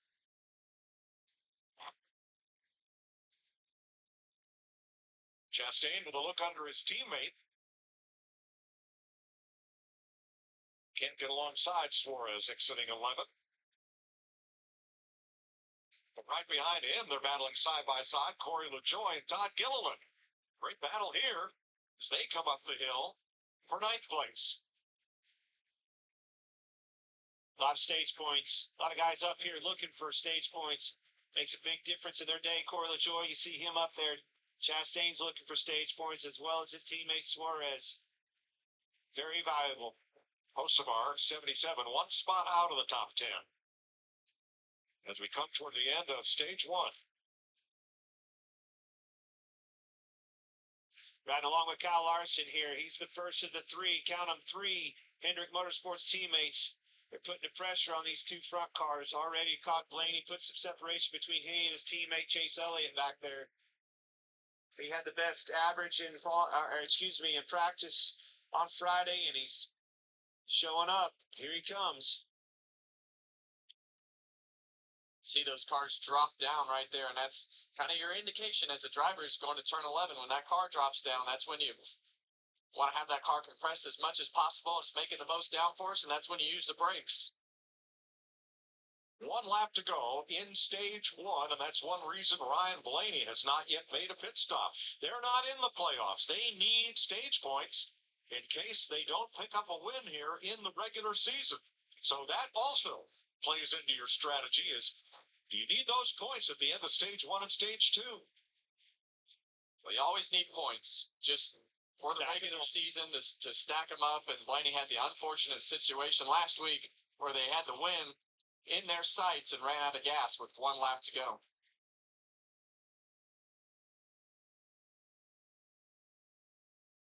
See Tyler Reddick get a great run off of turn 7 right there. All downhill until you get to the crest over here at the top of 8A and then back downhill again. Such a rhythm section through those S's. In the back of that car, obviously the highest speed portion of this racetrack, the back of the car just wants to slip out from underneath W. You're using every inch of real estate on this racetrack. Speaking of inch, here comes Chastain on his teammate. Woo, it was so close.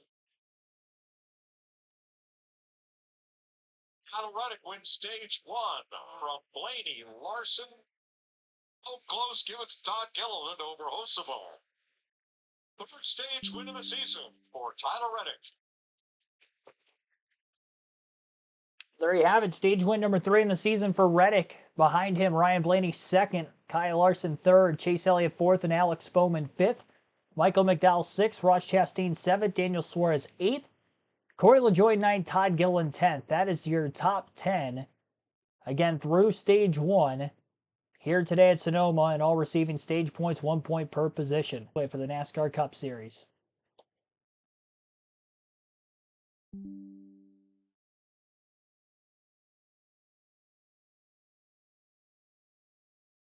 Acer India, Tim Brown, also welcome into the stream.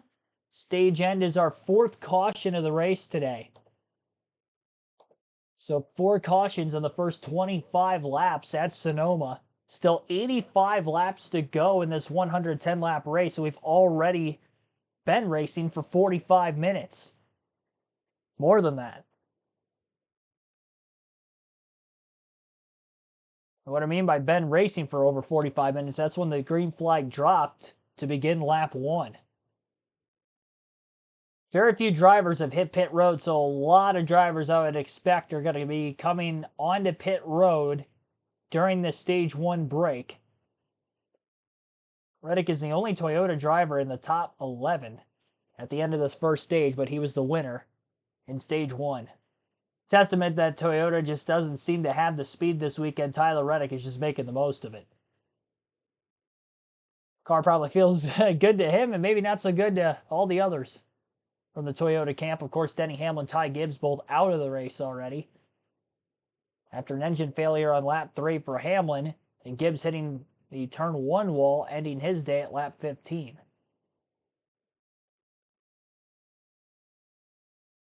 Free pass went to John Hunter Nemechek with the caution at lap 18. With the incident between Cindric, Burton, Logano, Stenhouse, and Briscoe.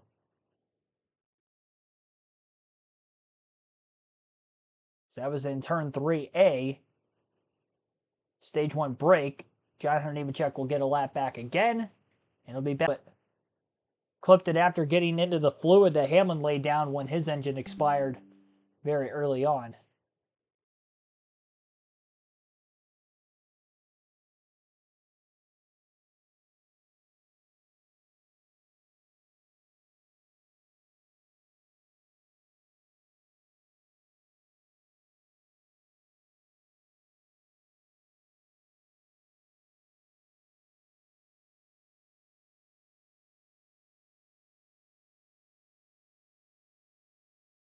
Sonoma, we are under caution at the end of stage 1. Here's Jamie Little. Well, Mike, we talk about the pit crews and the 5 of Kyle Larson. They've only been together as a group for 2 years, but this is a tight bunch. Not only do they train together, travel together, they hang out outside the track. So let's meet team number 5. Wayne Anderson, front changer from Charlotte, North Carolina, former Alabama football player. Roll Tide. Calvin Teague, rear tire changer, 4-time Cup champion, proud dad to Holly and Nora, and loving husband to Amanda. Drift Barnett, our carrier, former defensive back, Stanford University, 4-time Cup Series champion. Brandon Johnson, Jack Mann, former Pittsburgh Steeler and Penn State Nittany Lion, 19 Cup Series wins, and 2021 Cup Series champion. Ray Husser, Ealer, Columbia, Ohio, been at Hendricks for 17 years, 4-time Cup champion, and multiple wins. Oak Harbor, Ohio, I kid you not, is like maybe 15 minutes from where I live. That's pretty cool. I didn't know that. Small town. As they come around, left behind the safety car. And many of the leaders stayed out. On Wednesday, we lost one of the greats, Rufus Parnelli Jones, aged 90. Had so much success. Mario Andretti wrote, as far as I'm concerned, Parnelli Jones was the greatest driver of his era. Sprint cars, Indy cars, sports car, Trans Am, Can-Am, didn't matter. And yesterday, Jeff O'Neill drove the 1969 Bud Moore Boss 302 that Parnelli raced here to a second-place finish to Mark Donohue in 69. With J.C. Agajanian drinking the milk at Indy, with Richard Petty, one of the greatest ever, Rufus Parnelli Jones.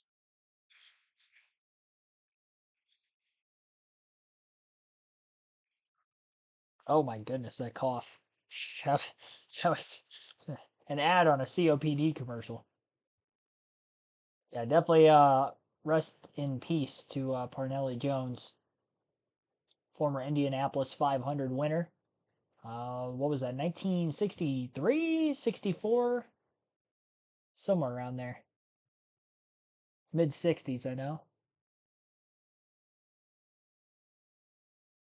My racing days growing up as a kid, my grandpa had always called me Parnelli, just for the heck of it. It's not my actual nickname. I don't really have a nickname, but he always called me that just because of Parnelli Jones. So from a very early age, I knew of the name. Still, in my opinion, the coolest racing name of all time. And sadly, he did pass away earlier in the week at 84 years of age. So Tyler Reddick stayed out on the racetrack. A lot of the leaders did. Still, quite a few drivers have not pitted yet today, and they're stretching this window. They may be trying to make it to the end of stage 2. We've had quite a few yellows here in the early going. Now, the fuel window is right around 34 laps, so it's going to be very difficult to make it all the way to lap 55 per se, but still looking at this being a 2-stop race, but very alternating strategies with the way the cautions have fell, and nobody really wanting to restart in the back half of the pack with the carnage that is going on throughout this one, so I can't blame him for that. Well, we may see some green flag pit stops in the middle of stage 2 as a result of everything that is going on here, so we'll obviously detail that and more as we continue on into this stream. Again, you're listening live to the NASCAR Cup Series race at Sonoma, the Toyota Save Mart 350, right here on KRC.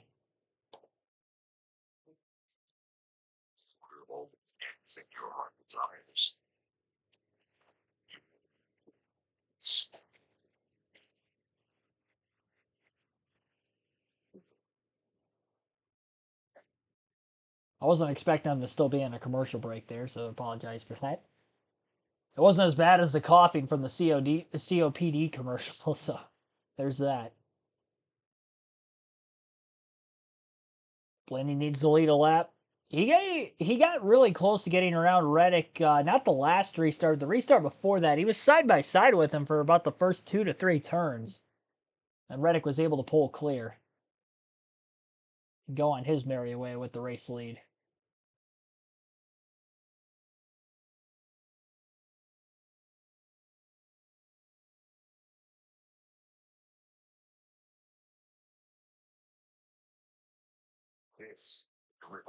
No, never mind. I thought they were going to be back again with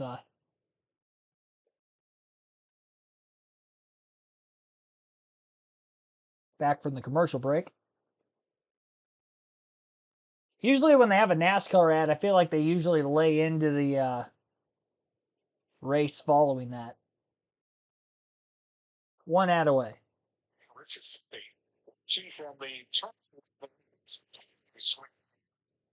Newly built just a couple of years ago here, and a great option for viewing the action here at Sonoma Raceway. There is the Channel 11 suite all around the side of that corner. Great place to watch a race from. It is a great place. I went there yesterday and watched the Xfinity race, and it is pretty awesome to see those cars coming straight at you and shoot through turn 11. Here's a Progressive race summary. On the lead lap, Ty Gibbs, Denny Hamlin out of the race. We've had 17 green laps. We're about to complete the 12th under yellow. And we'll go back to green for stage 2. The first 14 cars have not been to pit road. Yeah, you know, they've just run so few green flag laps that they needed to keep the track position. We see what happened to Joey Logano. That's exactly right. You just don't want to get torn up.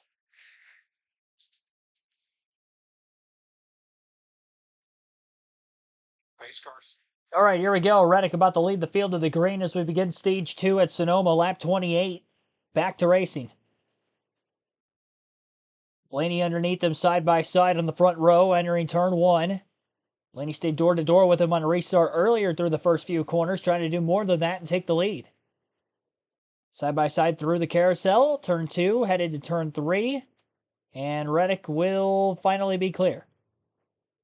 Yeah, I haven't seen anybody stay side by side with the leader yet, whether that was Logano at the time or now Reddick all the way through turn 3. And that was the case that time as well. Chase Elliott put the battle to Blaney through turn 3, but turn 4, Blaney was able to pull clear for second. Defensive line by Blaney down into turn 7 as Chase Elliott moves to the outside of the racetrack. Elliott goes a bit wide, and he's going to lose a spot to Larson. Not sure if there was contact there between the 12 and the 9, but Larson moves up to third. Looked like Daniel Suarez got by Michael McDowell before getting into the SS. McDowell lost a couple positions from 5th to 7th on the restart. And Chase Elliott trying to get back to his teammate for 4th. From 4th for 3rd. So an update on the Spotlight drivers from the pre-race and where they're running to begin stage 2 here. I picked Tyler Reddick for the win. He's currently leading. Chase Elliott was a must-have pick. He's running 4th. Ross Chastain was another must-have. He is in 5th. And the only one that isn't in the top 10 that I pegged for a must-have top 10 finish is William Byron, who's 17th. He went off track and had to make an unscheduled pit stop due to a tire going down earlier. That was in the middle going to stage 1 during green flag conditions. Austin Cindric now has gone wide. He's off in the dirt in turn 3. Another driver to have an issue. We stay green as he gets rolling back onto the racetrack. He'll be at the tail end of the field. Kyle Larson all over the back bumper of Ryan Blaney for second. Can't get around him through turn 7. He'll ride behind him in the S's and try again in turn 11. The other spotlight drivers, the sleeper picks, Michael McDowell's in the top 10, currently in 7th. The other one, Daniel Suarez, in 10th. So far, so good there. And the 3 don't have picks. 2 of them have had issues already. Chase Briscoe getting involved in that accident at lap 18. Briscoe is still in the race, but a lot of damage. Basically, doesn't even have a back bumper anymore. He's in 29th. Denny Hamlin out of the race with an engine failure will finish last in 38th. And Brett Keselowski running 23rd after starting in 35th. So that is an update on that 32 laps in. 79 laps to go still. That's the length of the Xfinity Series race, which was a little over 2 hours yesterday. So we're still, I would assume, around that much time before the end of the race. A lot could happen. 14 cars have yet to hit pit road for the first time today. Everybody else has pitted once and is looking to pit just one more to the end of the race. So it's going to be interesting to see how this strategy is all going to unfold. It's hard to tell who has had the fastest pace today because we haven't had that many green flag laps with all the cautions. 3 for incident in the first stage, and with the stage end at lap 25, we had 4 yellows in the first 25 laps. We might have a 5th coming up here as Will Brown has pulled off the racetrack. He tried to get out of the way, it looks like, towards turn 11. But he wasn't able to. Caution flag is out once again. Well, you listened to the radio there. He talked about electrical. Remember, Mike, in qualifying yesterday, they had some kind of weird gremlin. And I talked to the team. They thought they had it all fixed, but it sounds like that same issue just came back to haunt him. Okay, so he turned off the track to get out of harm's way and stopped there. Coming out of turn 11. And now he'll pull over. That's a shame. And park off track. The car was extremely fast in practice. So hopeful for today. Was getting up through the field well. He was the biggest mover early on in that first stage. Supercars point leader in Australia, 8 career wins, and he was able to loop through that Gilligan's Island area and get back to the entrance of turn 11 since they had to throw the caution. Micah McDowell running 7th after starting, 12th today. I think all these cautions is certainly why these crew chiefs made and elected to stay out for these front cars is still have yet to pit. Regan? Well, Travis Peterson on Michael McDowell's car just came on the radio. Interesting scenario for them. They did not want to pit quite yet, and especially did not want to pit under yellow. This is potentially going to force their hand right here. Michael was asking questions about why don't they just stay out and do what everybody else does, but Travis Peterson said we really have to come here, even though it's going to vary us in the field potentially. Now let's point out there are no single corner cautions when the NASCAR Cup Series comes to Sonoma. Every caution flag is a full course caution. If there is an incident in one corner, they'll wave a blue flag to tell drivers of impending danger, but it doesn't mean no passing, and it doesn't mean the course is under yellow. The only yellows are full course yellows. Here's some audio from A.J. Allmendinger. I'm not going to cut the car off the rest of the day, but eventually it would like right, like you could like I had the car shut off. It just went into a hole. Like it went off. That would fire back up. I tried to hit the starter and nothing, and then once I recycled it, it fired back up. Yeah, when he's talking about recycling, it's like rebooting your computer. You got to turn everything off, recycle everything to kind of reset the ECU in order for it to work. One of the biggest heartbreaks I've ever seen happened to Marcus Ambrose, going up to leading this race, doing that very same thing. Shut it off, saving fuel, and it wouldn't fire back up. Lost the race because of it. Well, here's McDowell. One of 2 coming to pit road. The top 10 had not yet pitted. McDowell and LaJoy coming in along with Hocevar and Gregson. Look at this, guys. I don't think I can remember ever being at Sonoma. You see that many cautions. There's as many cautions as green. Regan? Well, Clint, these cautions are throwing up for a tailspin down on pit road. Crew chief's trying to figure out what they want to do and how they want to do it. We just mentioned that Travis Peterson felt like they had to take their medicine right now here. As for the car, he needs more rear lateral grip. The rear tire's not doing exactly what he wants. Brown got going again. He is back on track, albeit one lap down. Leader. All right, so still under caution once again. This is now our 5th yellow of the race, and we're only in the first 33 laps. That caution came out at lap 31. I don't think we've had a green flag run longer than 5 or 6 laps in this race today. It has been a very caution-filled start, and still several drivers have not made a pit stop. Quite a few came down to either top off on fuel, change tires. That will be at the very back of the pack now, but there are some out there that still have not pitted. I believe the top 6 or 7 have not hit pit road yet, which would include Tyler Reddick, who has led the most laps so far today. 17 laps led and counting. Logano led 16 from the pole before he pitted, and he's been mid to back of the pack after getting involved in the lap 18 caution earlier in stage 1. So again, a very caution-filled race so far.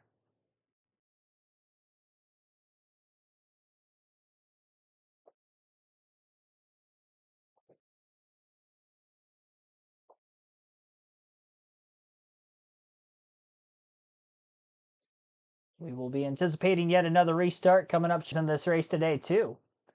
Engine failure from Hamlin, stole out by the 33 of Will Brown.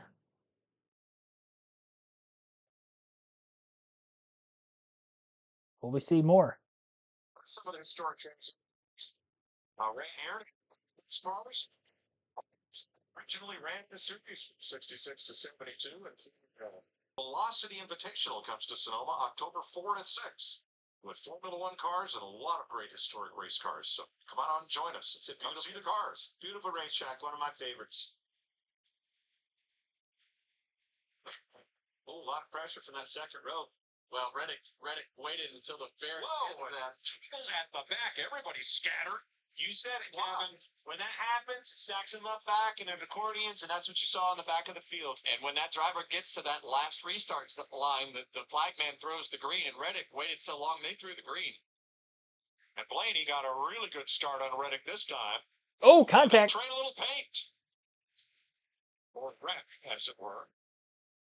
Still there now. He's in trouble. He got 5 to his inside.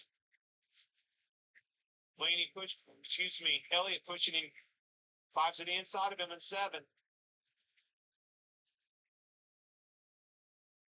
Got him clear. Kyle Larson a second.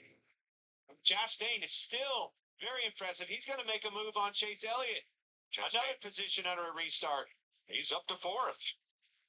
Yeah, Ross was off the racetrack right in this section right here in turn 8. That's actually turn 10, but he went off in turn 8. Every restart, he has made up ground.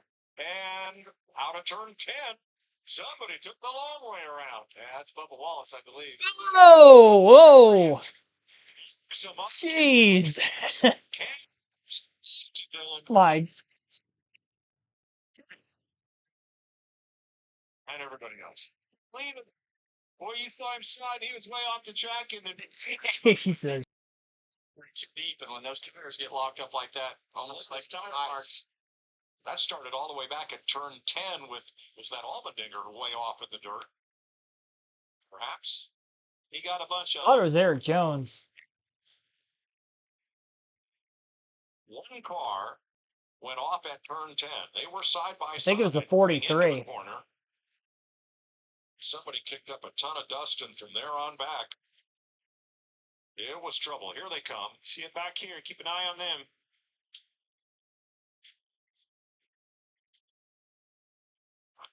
We're told it was Eric Jones who got into Josh Berry. As they came out of turn 10, the lowest portion of the course, 14 feet of elevation there. As we re-rack that replay for you.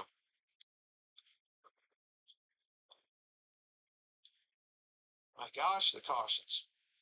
And it just gets harder the more they fall, especially for the guys that are out on the racetrack still. Okay, here we go. See the car way off in the dirt, going to come back across. That's not going to be a Oh, factor. that was Bubba. Never Yeah, mind. he made a block on Eric Jones behind him was the thing. Eric Jones was already there, pushed him into it, and 1, 2, 3, 4, 5, all of them. He wrecked them all. A lot of pushing and shoving on these restarts. To the inside of turn 11 here. The way the camera just panned to Josh Berry, you just see him just hydroplaning his way into turn 11. That's what I was like, whoa, like he just knew he wasn't going to make the corner. And because he was on the inside, he cleared out everybody to his outside and some of the cars in front of him too. He was coming in and didn't even get a full green flag lap in before that yellow came out. Turn 11 incident. Drivers involved would be Austin Dillon, Josh Berry, Christopher Bell, William Byron, Cam Waters, Martin Truex Jr., and Eric Jones. Not really much severe damage from anybody with that incident, but loss of track position for a lot of them that were running just outside the top 10 where that accident took place. Larson got by Blaney on the restart. For second, Chase Elliott dropped a spot to Ross Chastain, so that's some of the positioning order changes up inside the top portion of the field. The top 5 right now is Tyler Reddick in the lead, Kyle Larson second, William Byron third, Ross Chastain fourth, and Chase Elliott fifth. So that's the top 5 here in the middle going of stage 2. Still about 19 laps to go in the second stage. And this race started about an hour and 10 minutes ago, and we are only 36 laps in due to 6 caution flags. At the start of this race at Sonoma, I don't know what the record is for the most cautions in a Sonoma race, but you'd imagine we've got to be getting somewhat close. And we know we're guaranteed at least one more yellow at lap 55 at the stage 2 end. And that only gets us to the halfway mark of the race. So I do feel that we will get a long green flag run in at some point. We just got to make it more than a couple laps into a restart. The field starts to separate a little more, and we'll have that, long green flag run that we usually get on road courses. But we just haven't had that yet. Haven't had the ability with cautions piling up on these restarts or within a couple laps of the restarts when the field's still jumbled together. Under caution, under commercial again. How about the craziest race in NASCAR Cup Series history, but it's a crazy race. Nick Salmon, thanks for tuning in, by the way. See you in the chat. Sixth time today. So Bubba Wallace goes off track. So work the way. Josh Berry gets tagged by Eric Jones. And then coming into the corner, Jones taps the 20. Bell goes around, catches Byron, breaks his toe link. Truex squeaks. Oh, Byron's toe link's broken? Waters is stopped. Oh, he's on my fantasy team. Cars. No, there's just stuff everywhere, Mike, and it all started from looked like when the four of Josh Berry went down to block Eric Jones, who had a run and flipped the right rear corner of the bumper and just sent him into the fence and locked the tires up. Well, and Bubba Wallace being off the racetracks probably scattered everybody trying to move around. I mean, it's wild right now, very wild. And there's Calamity Corner. I do not want to be in the middle of this pack. I want to be far in front of it or far behind it. He's in big trouble. Or get down to here, right, get right. Josh Berry moved to the inside. It looked like he didn't even know the 43 was coming. Yeah, well, I think he moved down. It looked like he moved down because he thought the 23 was going to come back on the track. And then he noticed that the 43 car was there and went to block and just ran out of room. He shot him into the inside wall like a torpedo into the rest of the pack. So, from Michael McDowell. One on the right side of the wall. Check up all the way left. Check up.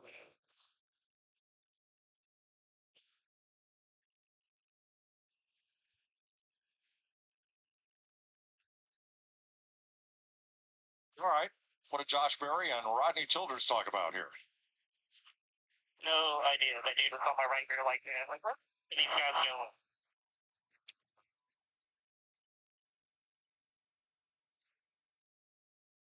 Yeah, and I'm sure that Josh just felt like the car was destroyed. Bouncing off the inside wall like that. Yeah.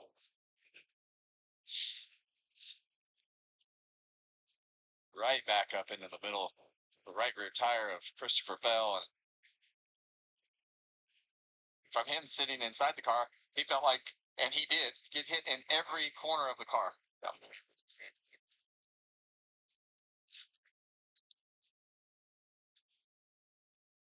And that seems like a small list, Mike. It does. I saw more cars around than that. Maybe if there was not contact, they were not considered involved because Keselowski and others were stopped there.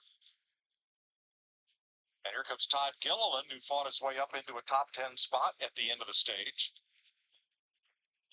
That's an especially tough break for Berry, with the notice of Stuart Haas Racing shutting down at the end of the season.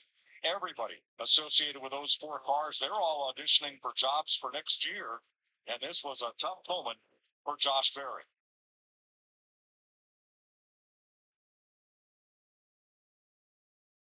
Well, here we go, under caution yet again at Sonoma Raceway. Still clean up from that accident in turn 11.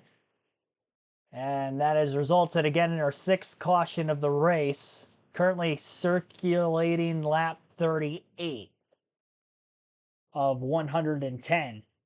And our average race speed is still down to 61.73 miles per hour. And Tyler Reddick has led the most laps still with 21 laps led. Ryan Blaney was able to lead 1 lap in there on the restart.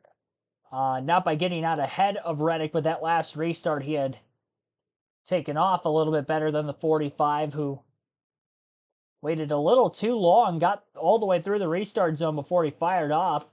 Blaney caught him napping, so that's how he was able to lead that lap, but Reddick did end up getting back around Blaney a couple corners later before Blaney was able to pull clear of the 45, and then the 5 of Larson in turn 7 got by Blaney for second.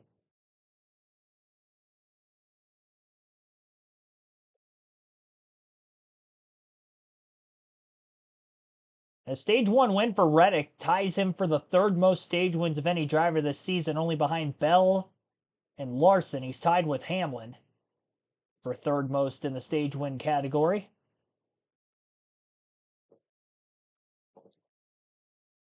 Still a half a dozen drivers or so have not pitted yet today. Fuel window about 34 laps for green flag purposes, and not having a caution yet in this, or not having many green flag laps in this one. We've probably only ran about half that many green flag laps. So it's going to be very interesting to see when exactly those drivers are going to pit.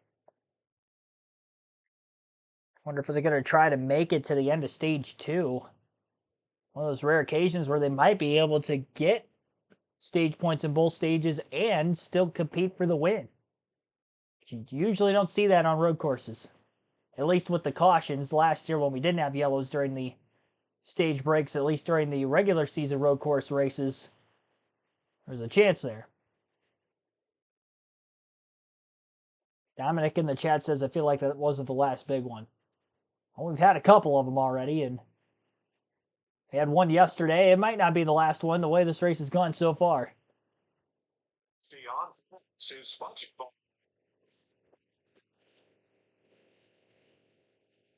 Finishing up the 6th station of the day, and they're ready to come to green once more. 20 green laps, 17 caution. Beginning of the restarts and that's a clearing. So less games, clear track. Speaking of clear, he launched good enough. The car behind him, Kyle Larson, got Blaney as well. And how about this one car, Ross Chastain, continuing to keep them elbows up? He's coming. These restarts, he has been so aggressive, and it's paid off so far. Maybe a crossover here if he can. Yeah, it was a good move. Dive for him getting into 7.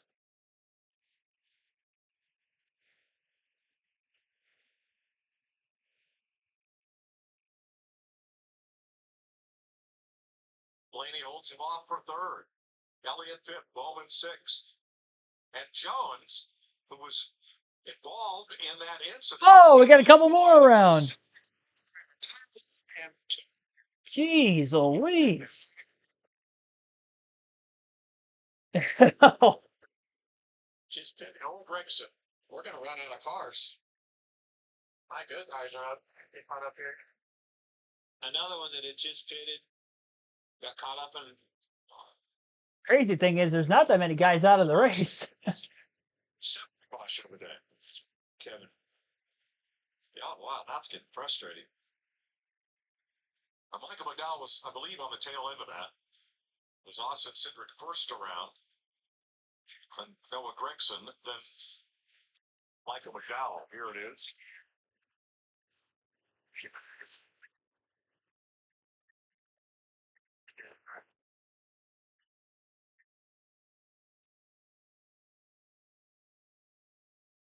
Well, that took place in the Esses that time. A three-car incident with Noah Gregson, Michael McDowell, and Austin Cindric, three Fords at lap 39. William Byron going to get back on the lead lap. Had a toe link issue. But doesn't... Oh, whoops. Clicked out of the raw feed there for a second. My bad. Get that back up on screen for you. Here we go. So you can see the cars that haven't hit pit road yet in this race because there hasn't been a last pit stop time on the raw feed. So the drivers who haven't pitted are each of the top 7. That would be Reddick, Larson, Blaney, Chastain, Bowman, Suarez, and Elliott. Those are the 7 drivers who have not hit pit road. Of the drivers that have pitted, Eric Jones would be the leader, with Ryan Preece, Chris Buescher, and Martin Truex Jr. behind him.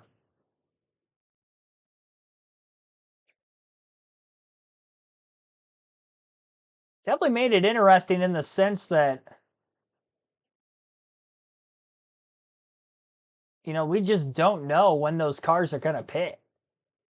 I'd imagine if Reddick were to pit, then the rest of them would follow and stay on the same strategy. You would think.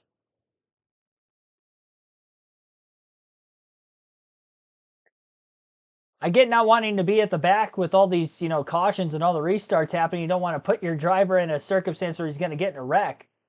But at the same time, I think all these cautions and staying out as long as they are is hurting them too. It's kind of a lose-lose situation, really. Because at some point, they're going to have to lose that track position. They're still going to have to pit twice unless we literally have these cautions like this all the way through the rest of the race, which would be utterly ridiculous because we still have 70 laps left.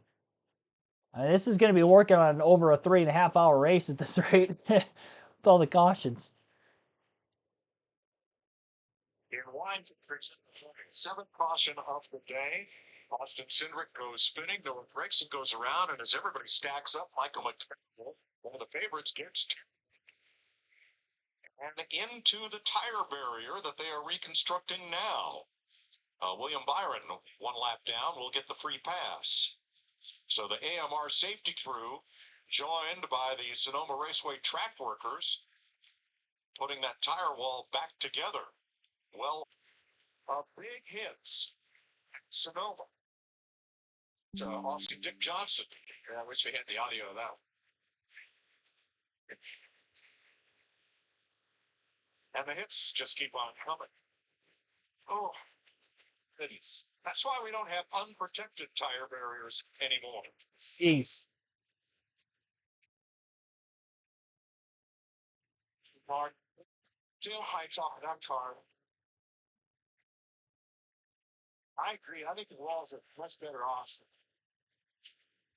Well, they now have these tires stacked and bolted together and protected by a big, thick vinyl sheet. And here's the most recent one. McDowell got hit from behind as everybody stacked up, and he ended up against it.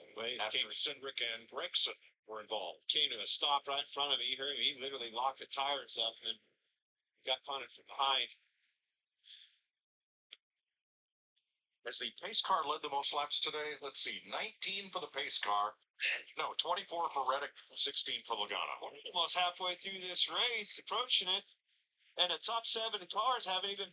Larry, what are we going to do here? Well, you know, we talked about the fuel window being around 40 laps. We've just completed 41 laps, but essentially 25 of them have been under caution.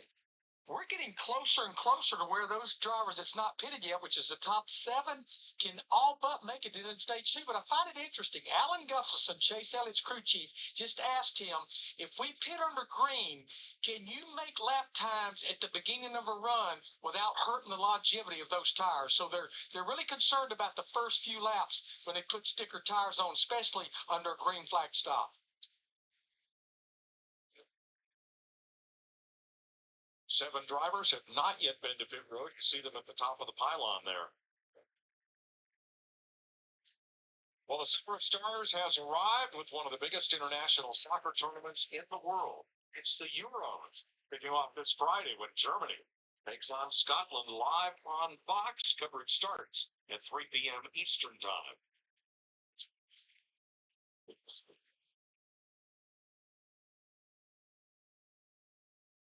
Michael McDowell now in 33rd, as all 3 cars were able to drive away from that incident. Gregson, McDowell, and Cindric, they're all on the lead lap. Austin Dillon 2 laps down. And Brown further back, 4 laps in arrears. William Byron got the free pass. Let's try it again.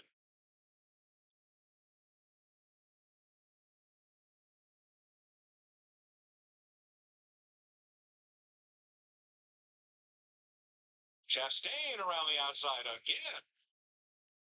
Flat tire and Austin Dillon.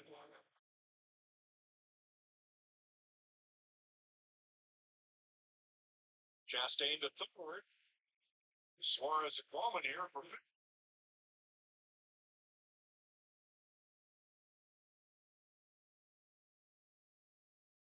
So,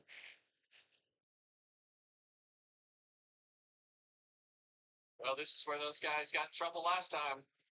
Coming through the S's right here. Didn't get single file by 8 right here. Austin Cindric and Noah Gregson made contact off into the barriers. You gotta get single file, or you have the opportunity to cause trouble. Well, eventually you're going to learn. Let's calm down here. It's making it be a factor.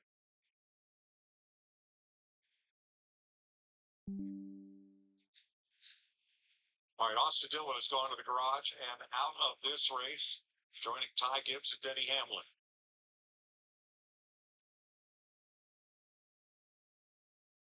That's a shame. Another heartbreak. Austin Dillon was fast this weekend. Was very good in practice. Had good speed. Now those RCR cars. Thank goodness we finally got these cars strung out single file, and we've started to get some racing back on the racetrack. is that the first green flag lap of stage 2? Like, I'm trying to think if we've had one yet or not. I think we had like 1 or 2 green flag laps in stage 2 before the 33 had his stall out. Good battle for the lead going on between Tyler Reddick and Kyle Larson at the front of the field. Nose to tail, Ross Chastain got by Ryan Blaney before the last caution, and he's trying to play catch up at the top of him. Caution-filled race so far, 11 laps to go in stage 2, and when will each of those top 7 cars hit pit road? They're the only cars that have not yet pitted. Best lap of the race for Kyle Larson was the last lap he just ran, a lap 44. It was a 74.644 and a 95.976 mile per hour average. Daniel Suarez also ran his fastest lap on that lap, as well as Chris Buescher and Kyle Busch. Of course, very few green flag laps today, so maybe that has a lot to do with it, but maybe getting a little bit more clean air compared to what they had previously, maybe stuck back in traffic a little more. So top 10 in the running order off this restart would be Tyler Reddick, followed by Kyle Larson, Ross Chastain, Ryan Blaney, Alex Bowman, Daniel Suarez, Chase Elliott, Chris Buescher, Ryan Preece, and Kyle Busch. That is the top 10. And the spotlight drivers from the pre-race pick Reddick for the win. He was a must-have. He's leading. William Byron had a toe link break.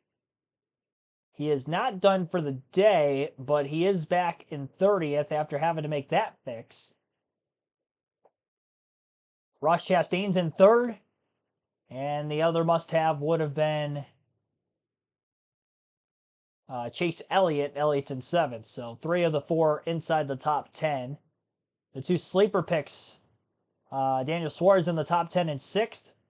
Michael McDowell got involved in that last incident. He is now back at 29th after starting 12th. And the 3 don't haves, all of them are outside the top 10 still. Brad Keselowski 15th. Denny Hamlin out of the race will finish 38th. And Chase Briscoe 25th. With severe damage on his car, still limping around there and still holding strong position-wise, all things considered. 10 laps to go in stage number 2. Tyler Reddick won stage 1. He's starting to put a little bit of a gap between himself and Kyle Larson now. Little over a second lead for Reddick. He's had to get a few laps into the restart, get in a rhythm, and he started to slowly pull away as a result.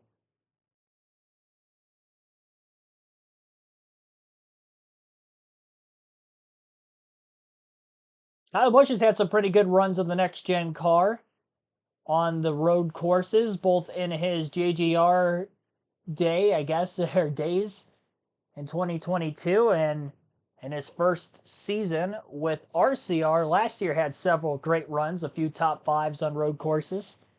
Chicago, Coda, Sonoma. And here at Sonoma today, running in the back half of the top 10. Very early spin for Martin Truex Jr. He's recovered to 11th at this point. Solid day so far for him. A lot of movement through the field with all the strategy played out in that first stage with when a lot of drivers were coming to pit road.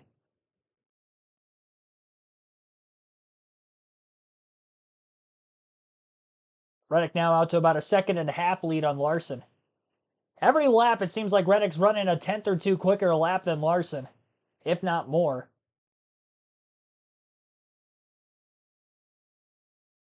And remember, if we do see pit stops at the very end of stage 2, you have to hit the commitment line at the front of pit row before the race leader gets to the start-finish line to get 2 laps to go in the stage. We're at 8 to go right now. Ryan Blaney made a pass off of turn 11 on Ross Chastain to get back into 3rd place. Alex Bowman now all over the back bumper of the 1. Of the drivers inside the top 5 in the running order, 3rd, 4th, and 5th are all winless, as well as 8th, 9th, and 10th. So only 4 drivers in the top 10. Only driver to run a lap time sub 75 seconds. He had a 74.825. Fastest lap of the day also ran by Reddick. That was at lap 45. It was the 2nd completed lap after the restart, and it was a 74.393. Still about a second off of the pole time that was set by Joey Logano yesterday. Side-by-side commercial break on Fox, so we'll go through the full field running order now at lap 48. Again, Tyler Reddick leads, now 1.9 seconds ahead of Kyle Larson in 2nd. Ryan Blaney in 3rd. Ross Chastain 4th, and Alex Bowman is 5th. 6th place for Daniel Suarez, Chase Elliott 7th, Chris Buescher in 8th, Ryan Preece 9th, Kyle Busch 10th, Martin Truex Jr. 11th, AJ Allmendinger 12th, Zane Smith 13th, 14th for Eric Jones, Brad Keselowski 15th, Joey Logano 16th, Todd Gilliland 17th, 18th for Harrison Burton, Ricky Stenhouse Jr. 19th, Daniel Hemrick 20th, Justin Haley 21st, Carson Hocevar 22nd, Christopher Bell 23rd, Cam Waters 24th, Chase Briscoe 25th. 26th for Corey LaJoie, Bubba Walls 27th, Michael McDowell 28th, Kaz Gralla 29th, Noah Gragson 30th. 31st for William Byron, Josh Berry 32nd, Austin Cindric 33rd, Jonathan Nemechek 34th. He's the last car in the lead lap. Will Brown back on track, 4 laps down in 35th. Austin Dillon out of the race, 9 laps down in 36th. As well out of the race, Ty Gibbs in 37th and Denny Hamlin 38th. So despite the 7 cautions we've seen today, only 3 DNFs to this point. We're only guaranteed 1 more yellow, which is at the stage end at lap 55. And again, we are currently at lap 48, so we are only 7 laps away. The leader's getting into turn 11 right now, about to be 6 laps away. from the end of the stage.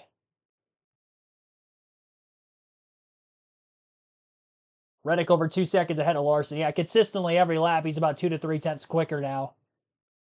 And Larson is actually being outran by Blaney. Blaney was 2 tenths quicker than Larson at last lap. Seems like Blaney doesn't fire off well in the restarts, loses a spot or two. But now that we're getting a little bit of a green flag run in, starting to creep back up. He got back around Chastain a couple laps ago. He's pulled away from him since. And now he's slowly reeling in Kyle Larson.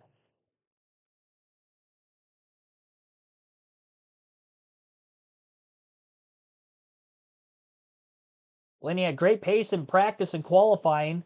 Top 3 in both overall. Qualified in 3rd for the 2nd consecutive week. Heartbreaker a week ago, running out of gas on the last lap while leading.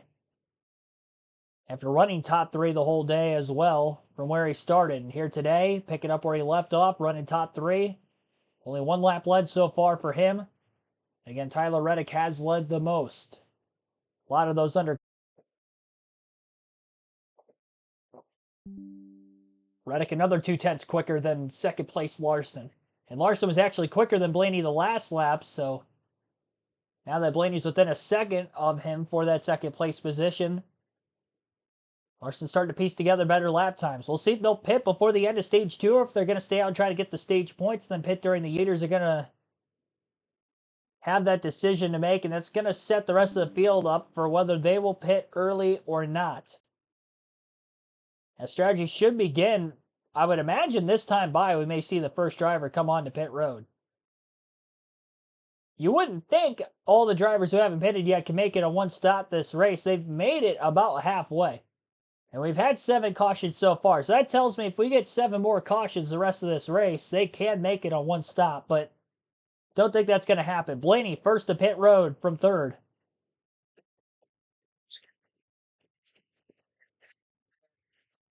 It's calculating what is in the car at the time of the last stop. Jamie. Blaney, as you mentioned, coming down pit road, better front turn here. Tyler, this is the first stop for this team. First stop for team. Tyler, pretty happy with the jobs. And if Chase Elliott heard the confident on the radio when to come in the pit, getting now lateral grip was the big concern. 4 tires of fuel for Chase Elliott. So it looks like Chase Elliott, Ryan Blaney, Daniel Suarez on pit road. The tires put way too quick, but brief lap since then, no complaints really, except for a little bit of rear lateral grip. Those were the only 3 cars down on pit road that time by. Still 4 cars having to make their first stop. That would be Reddick, Larson, Chastain, and Bowman. And they're the top 4 on the leaderboard at this point. Working their way through turn 10. I would imagine Reddick will stay out 1 more lap. He will. Larson on his way to pit road this time. Chastain, Bowman also in. Has not made an appearance on pit road.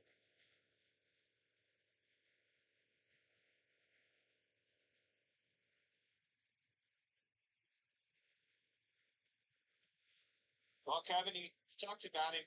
Who's that going to be?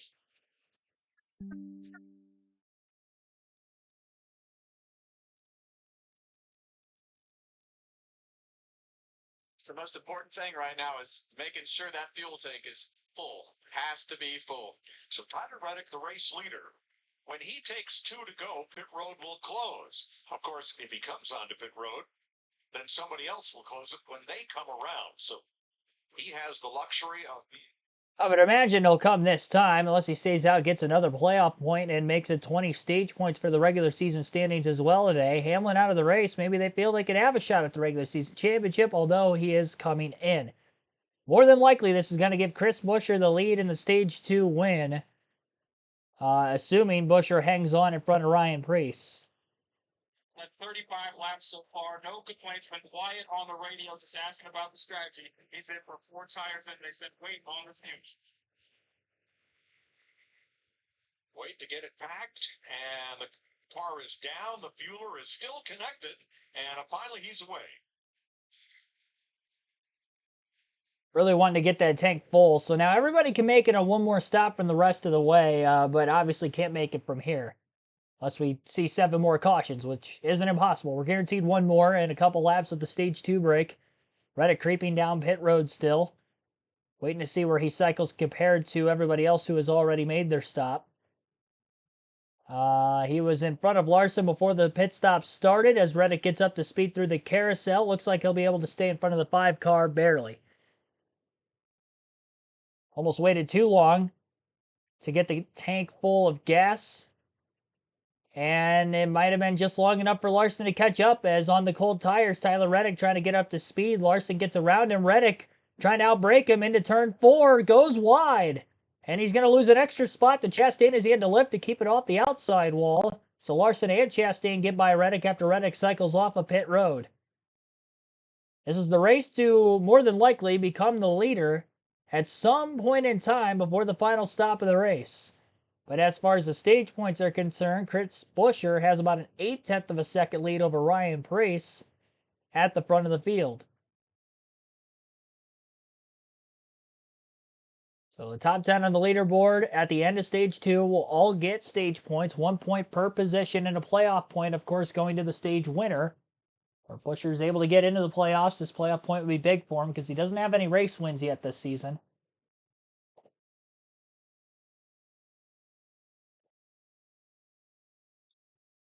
And this will actually be the second stage win of the year for Chris Buescher as well.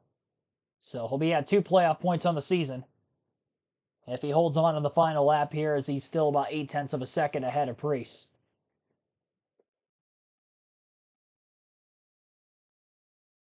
Martin Truex Jr. has actually reeled in Ryan Preece in a battle for second as well, as they are within a couple tenths of each other. Kyle Busch just behind them. Working into turn 11, Truex going to try to outbrake the 41. 41 goes low, trying to block Truex into the back of Preece, trying to move him up out of the way. That didn't work. Preece holds on for second. And Chris Buescher goes on to win stage 2. Again, his second stage win of the year. And we're halfway home at Sonoma.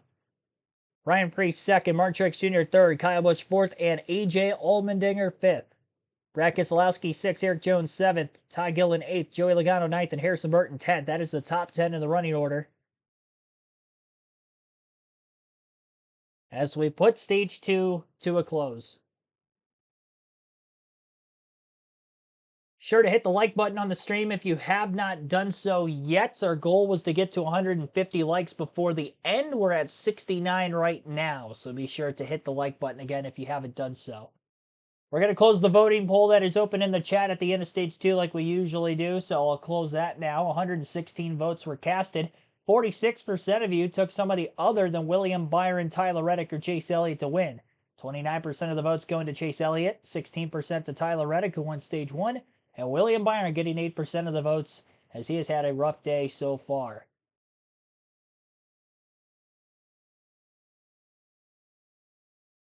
Billy Kramer said 3 more cautions, and then Villanor in the chat said 8 more minimum right after. Minimum 8 more.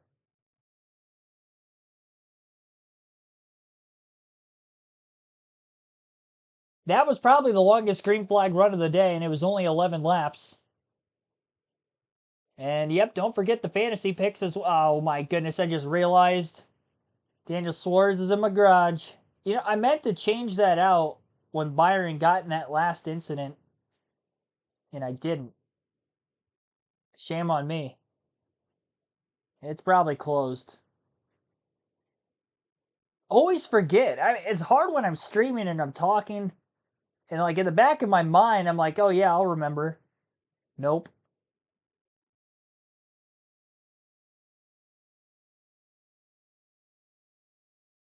Oh, maybe it'll work out for me.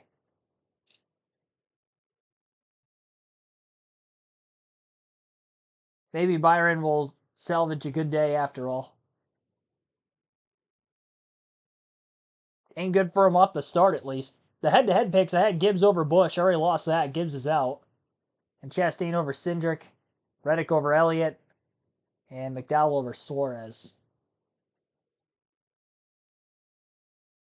Point standings for the Fantasy League coming into this week had Hercules Harrigan out ahead with 3,067 points. Just a 4-point lead over Troy the Great with 3,063 points.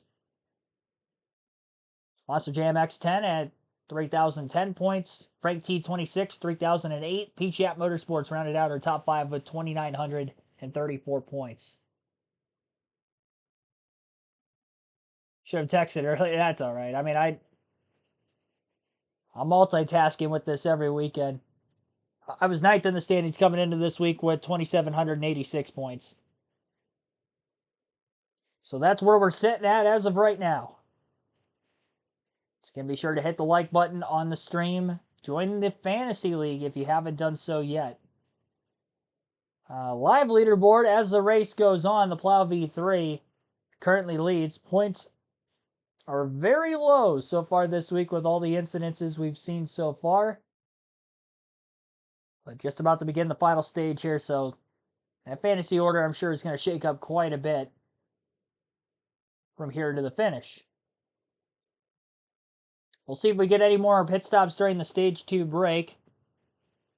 And if we do, of course, you'll get to listen in.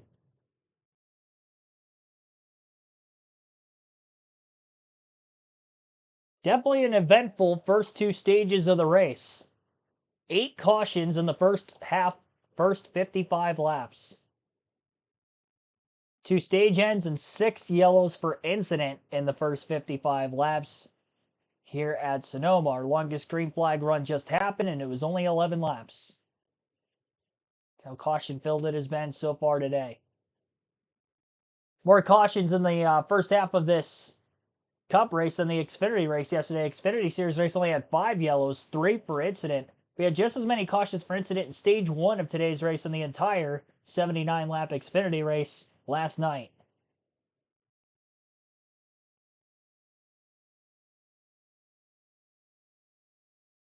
Well, pit road is open this time. There are some drivers coming on down.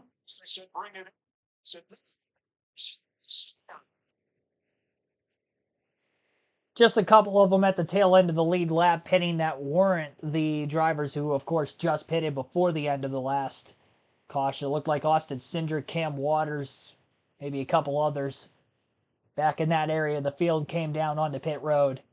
So Chris Buescher will retain the lead to begin this next stage. I don't know what the best strategy is. Honestly, the drivers that just pitted, all the cautions that have come out have really helped the drivers who pitted earlier rather than later, I think.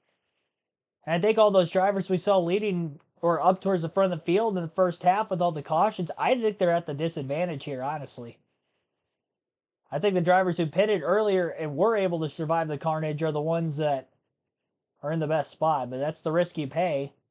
Putting yourself back in that situation potentially. If we were to see as many yellows as we have seen.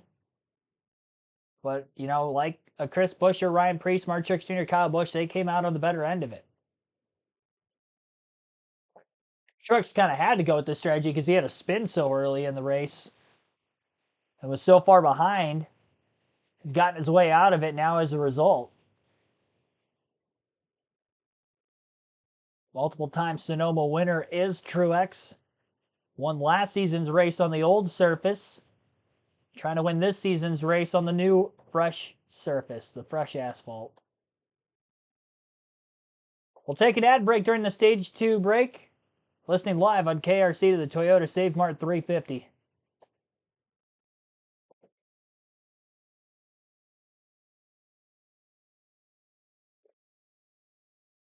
A wild race here today at Sonoma Raceway, to say the least. While we're in the midst of the Stage 2 break, it is time for the Stage 2 diecast showing. I show off my diecast collection during the end of Stage 2 on every live commentary stream throughout the season. We did that last year, doing it this year as well.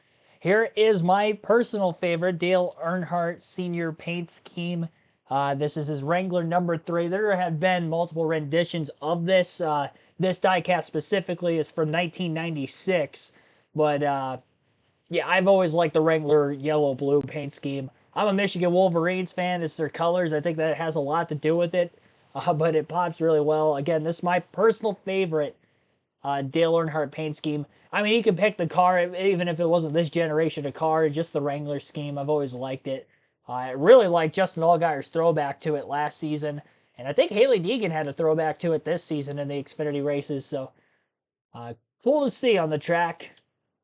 Dale Jr. got to run this scheme notoriously in the 2010 Summer Daytona race for the NASCAR Xfinity Series at the time. Won in that car.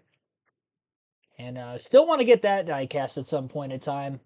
Haven't given myself the opportunity to do so yet, but definitely want to get this one at some point in my hunting for diecast when I go to NASCAR tracks throughout the course of the season. 1999. I think this one was 96. I'm pretty sure on the box that the diecast came in said 96.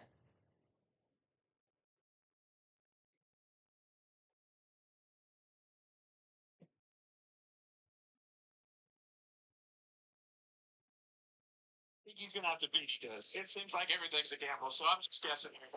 Fastest car in Kyle Larson. He's won here before. I think he can do it again. I think the trophy's going home to Northern California, but I think it's going to be Tyler Reddick. Three-time road course winner. It's his home race. Did it for the first time at lap 52. Got one more stop. Yeah, Tyler Reddick. And those are your Credit One Bank ones to watch. I don't think they're going to get through the field like these guys think they're going to. Spush. Ryan Preece, Martin Truex. I don't see it happening. A lot of new faces up there.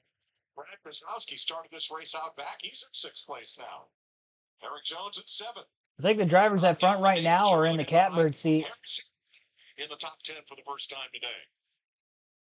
As we get ready to restart.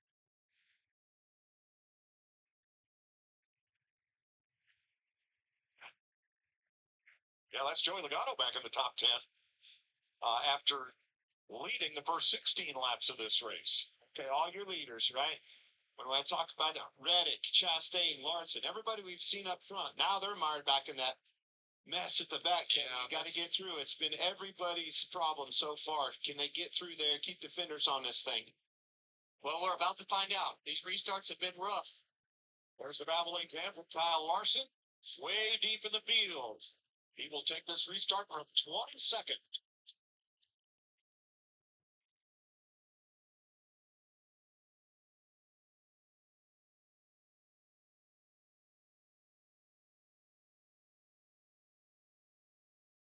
Truex and Preece for second.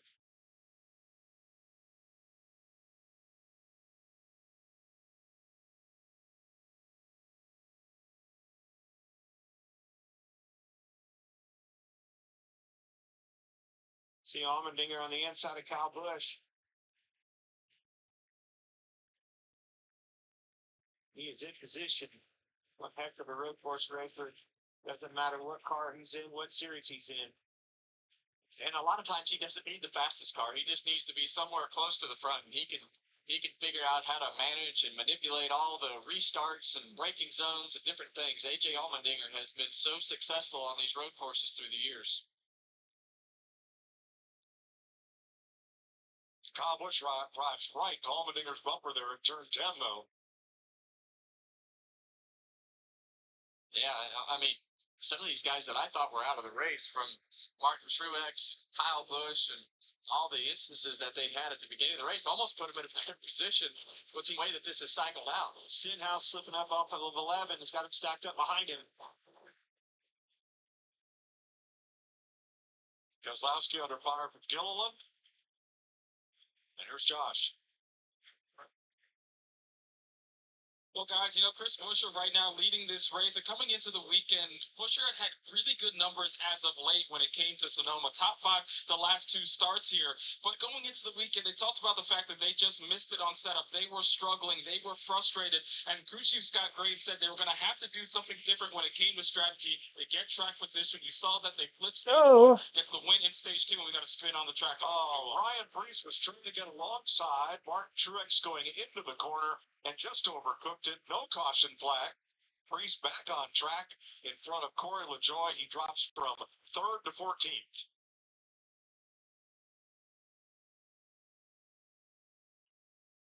Jamie.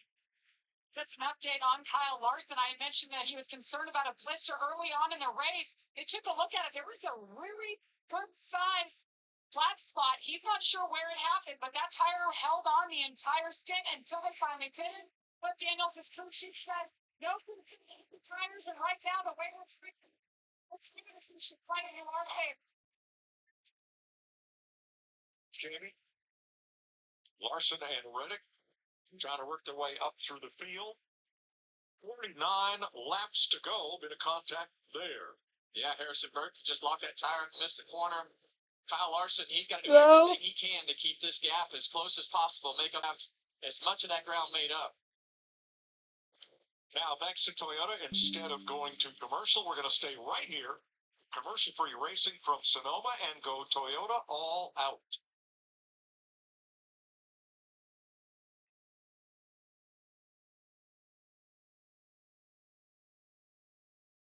Board with Martin Truex right here, and had so much success here.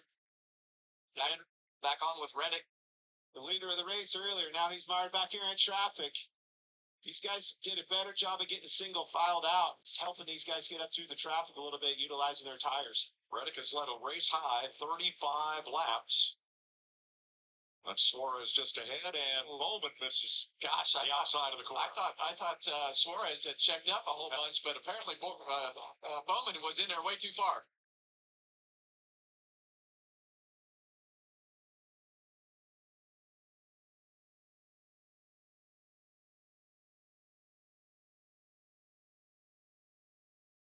Regan? Mike, what a nice run right now for Eric Jones, running in the 5th place currently, having a great day. At one point, though, the last run, he described his car as crashing loose and extremely slippery in the back of the race car. Has been able to manage that, though, since the last restart, maintaining position good. Keep an eye on him, and we got these next pit stops potentially coming up. He's in a good spot for it. Finished phase 2 in 7th place. Eric Jones.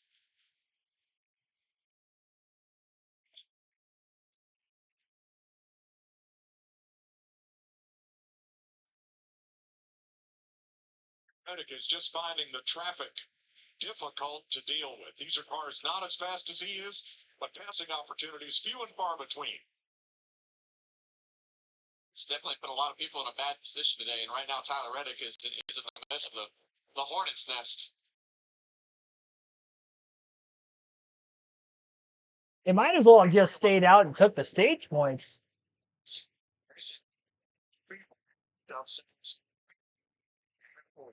Discussed his race. Toyota all out. Here at Cycling Speedway, where it all began. What's it like coming back and seeing this place? It's very much like I remembered it when I was a kid. It's a great family atmosphere. I love running the top at this place. I was younger. It was one of the most fun racetracks that I ever got to race at, and I got to grow up racing here. Small town America, small track. All these kids have aspirations of making it to the big track, and you've done that. Grew up 35, 40 minutes from here. Now I'm a Cup Series driver, getting to race a place like Sonoma. Hopefully I can get the victory there. And that's Toyota all out. 47 laps to go. At least one more pit stop in the offing. Chris Buescher, Martin Truex, A.J. Allmendinger, Kyle Busch, Eric Jones, and the rest of this field, Larry. 34 cars on the lead lap. And when do you want to make that final stop? Yeah, Mike, whether you're Eric Jones that pitted on lap 17 or whether you're some of those guys that were leading early like Reddick, Larson, Chase Elliott that pitted on lap 52. The window opens here in about 4 to 6 laps, laps 68 to 70.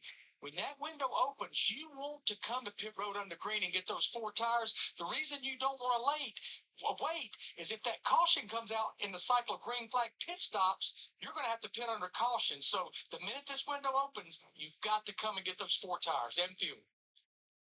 Brad Keselowski's in now, Regan. Mike, that's right. The 6, Brad Keselowski came this time by. Been struggling in the braking zones with the 6 car.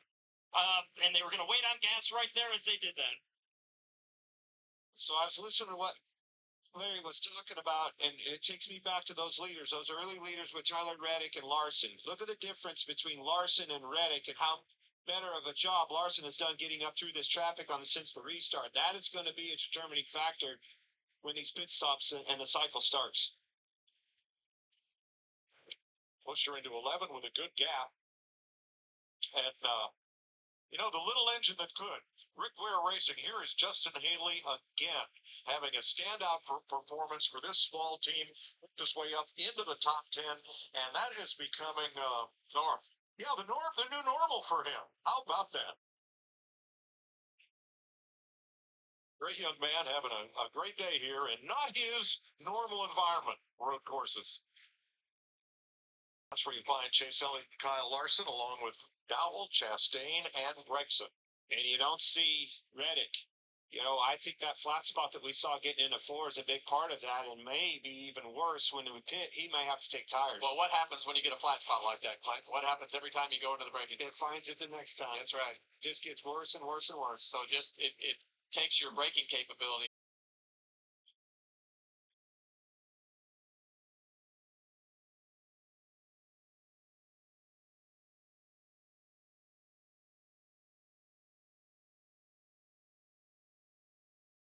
Suarez and Briscoe trading a little bit of adhesive wrap there. And they're still side by side going to one. Yeah, and you see the back of Briscoe's car there. It was completely torn off. You see that they've taped it all back together with bare bond and duct tape.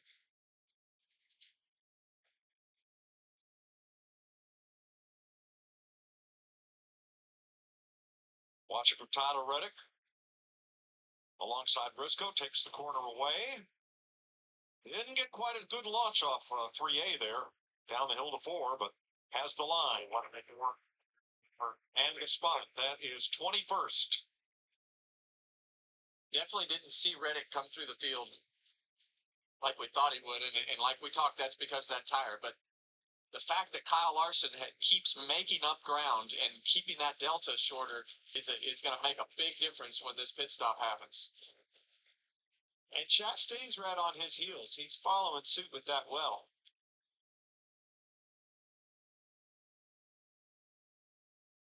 See them right there in 12th and 13th. Those guys have done a great job getting up through the field. This has been one of the more confusing races that I've ever watched, Clint. With all the cautions and all the different strategies, and it's much easier to be in the car. yeah, yeah. You don't have to worry about anything other than drive it as fast as it'll go. Noah Gregson off for, I think, the third time today.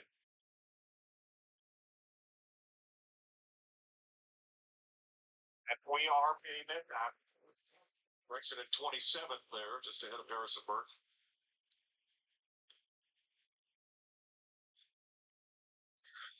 Chase Briscoe has made a pit stop. It's going to be interesting. I'd say the next 2 or 3 laps.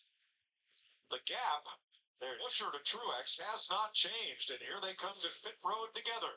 And remember, there's no pit road speed limit around this corner until you get this yellow line right there. You see those drivers shoot down into that alley. McDowell in as well, Logano and more, Josh. Well, they didn't start the way the 17 and Chris Busher wanted, but they got that car better as they come in to stop after getting a stage speedway. The 19 Mart Truex Jr. just a little bit tight when he turns left. The rear kicks out a little bit of air pressure adjustment there in 4 tires. To the front, Henry. Kyle Busch had that wall contact early on in turn 11. Thought maybe they damaged it. It was not damaged at all. That's all I need. Mike McDowell and Joey Logano hitting.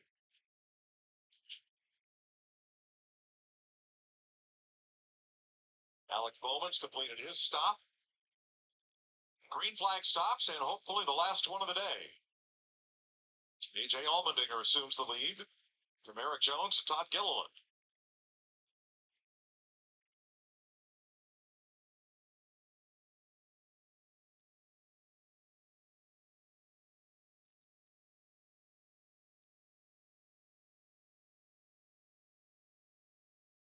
See all that paint build up on that painted curve down there. That's why they put that wall there, so you couldn't have your outside tires on it.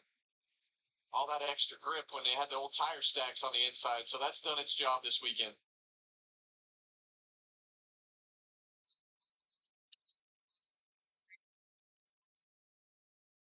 Well, that tells you exactly what track position does for you. Clean air is king. Eric Jones has made his stop.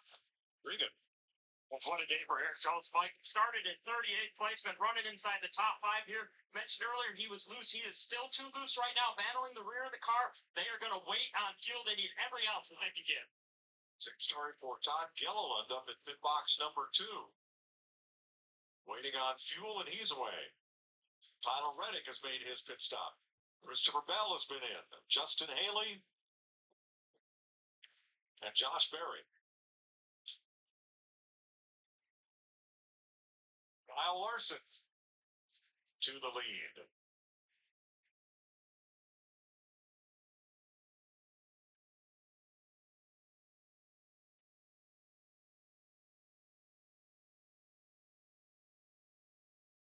Here's the cycle, though, right?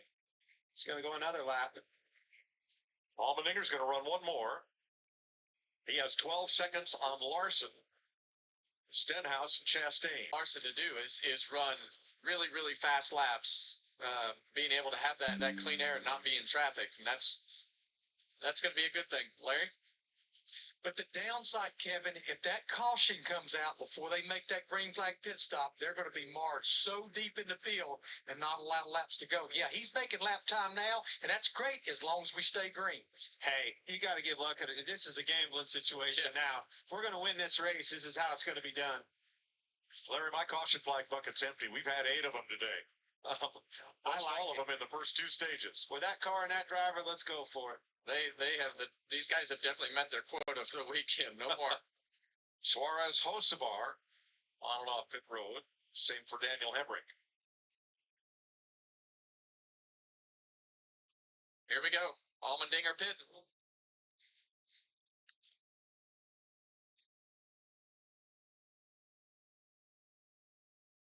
Here's Josh. AJ Allmendinger much happier with that car. It's a good forward drive, good on lateral grip, just rolling over just a little bit. He told it to wait on fuel. Larson at the stripe now. He takes over the lead. 2.5 seconds ahead of Ricky Stenhouse. Jamie? With Chastain, they're going to take 4 tires here. Said he has a ton of rear grip compared to the last run, so that is positive. Obviously, a lot of speed there for Ross Chastain. Remember, he tested here. They had high hopes coming in.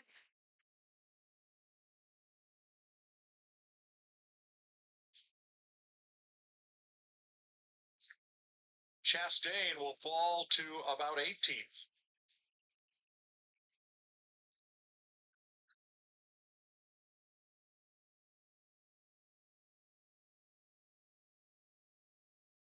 So there's the gap. Larson to Stenhouse. With Elliott 3 seconds back, LaJoy 7, and Blaney 9. Gosh, we've seen those cars go through turn 10 right there, and it's almost like they just glide as you see Stenhouse hit pit road.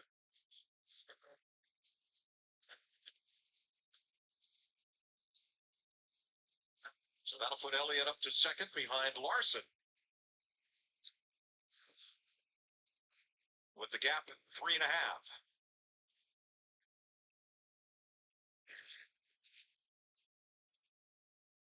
And plenty of clear track to work with. Yeah, I still think that as you look at Buscher's lap times, he just ran a 14:53. Larson ran a 15:13, so he's not really making the lap time. So those tires definitely mean something. Now Buscher was the leader at the start of this pit cycle. It'll force you into pit too, right? Yeah.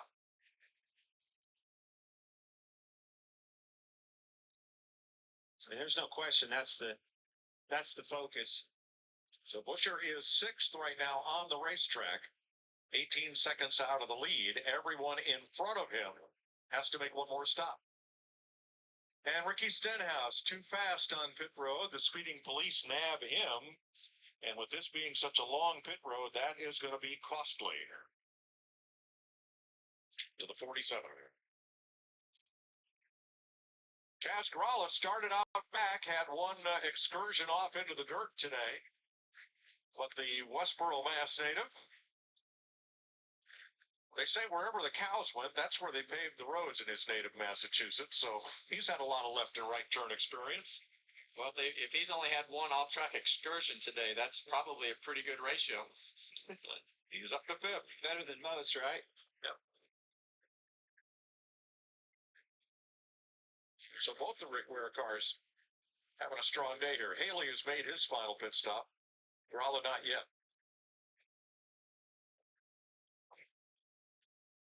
Always interesting, Clint, when these road courses get a few cautions, let alone so many cautions as we've had today. And like you said earlier, it's gonna take a gamble to win this race. And right now we're seeing Kyle Larson run long. And he is stretching it out over Chase Elliott. That lead has been increasing. Yeah, the last lap was good for Larson. Ran 14:85, so he made good lap time the last time around. Having a lot of clear track there certainly helps.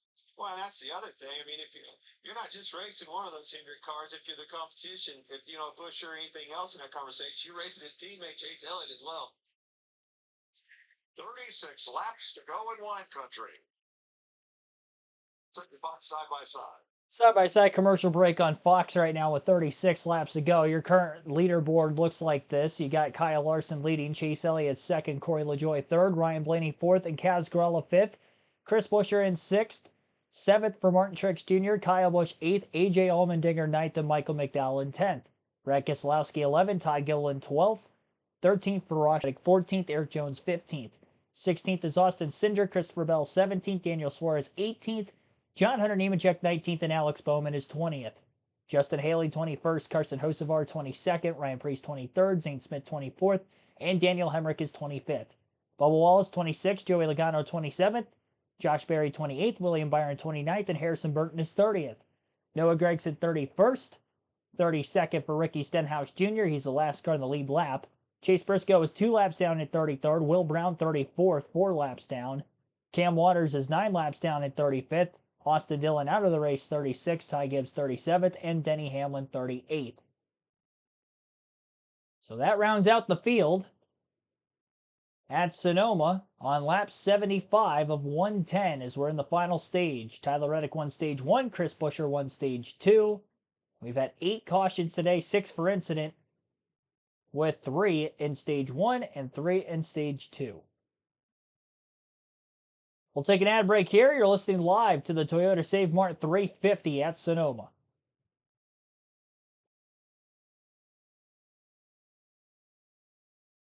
Be sure to hit that like button if you haven't done so yet. Our goal was to get to 150 likes on the stream. I don't know if we're going to get there. Let's definitely get to 100, though. Make this the most liked stream of the weekend. Douglas Lynch Jr. 35, Dale Opplinger. Shout out to you guys tuning in here. John Barber, also welcome to the stream. Tim Brown. Now, you've been tuned in here for a little while now, but figured I'd give you your shout outs.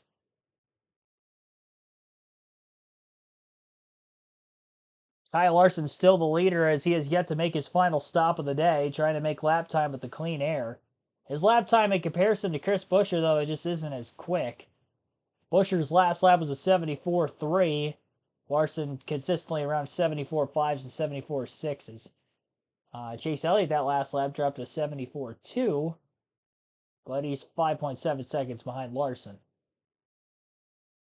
Well, Toyota Save Mart 350, 34 laps to go. Kyle Larson in the lead. Today's aerial coverage provided by Goodyear, powering every lap, every mile, and every victory on the road ahead. Goodyear, more driven. Look how pretty this place is. The hillside, there's not a bad seat in the house. What an awesome racetrack this is. Beautiful. Love coming out here. Love what they do at Sonoma Raceway. Love it here. Marcus Smith and his group. New improvements every year. The new turn 11 hospitality and viewing area. New pavement this year. And always something just a little different. And here, the difference has been caution flags. Look at our Fox tracker up in the upper left of the screen and all that yellow in stages 1 and 2. But so far, our final stage has been caution free. Oh, Mike. Well, You said it. that would not be the cool side of the fellow, Kevin. It'd be that other side. So Larson 6 seconds up on Chase Elliott. He continues to add to that margin. How about Corey LaJoy in third? They were last on pit road at lap 41. Larson and Elliott 10 laps after that, but LaJoy showing up here ahead of Blaney and Busher, who started the pit stop cycle. So the first four, Larry Mack, they're going to have to come in one more time. Question is, when? Yeah, they just told Chase Elliott, we'll probably run about 8 to 10 more. Use those tires up. We'll definitely take tires. Yeah, they could go to lap 90, Mike. Again, I'm like Kevin and Clint. I love a gamble, but the bottom line is if we catch a caution before they come to pit road, it's not going to be a good thing for any of these that's not pitted yet. I like where Busher's at. We're riding along with him right now. Oh, he didn't ship there, did he? A lot of rev limiter there. He has finished in every position of the top 10 on a road course except for one. It might happen today. Well, the way that the cautions fell and their strategy kind of fell into their lap as far as what was right. But let's not forget, we've got 32 laps to go. We've seen these guys today. They've been all over this course and a lot of it off. Tyler Reddick trying to battle back. He's led the most laps today, but he is currently in 13th place. 37 seconds off the lead, but more importantly, he is about 20 seconds behind the first car to pit in this cycle, Chris Busher. That's really who he's battling, since the first four are going to have to pit again.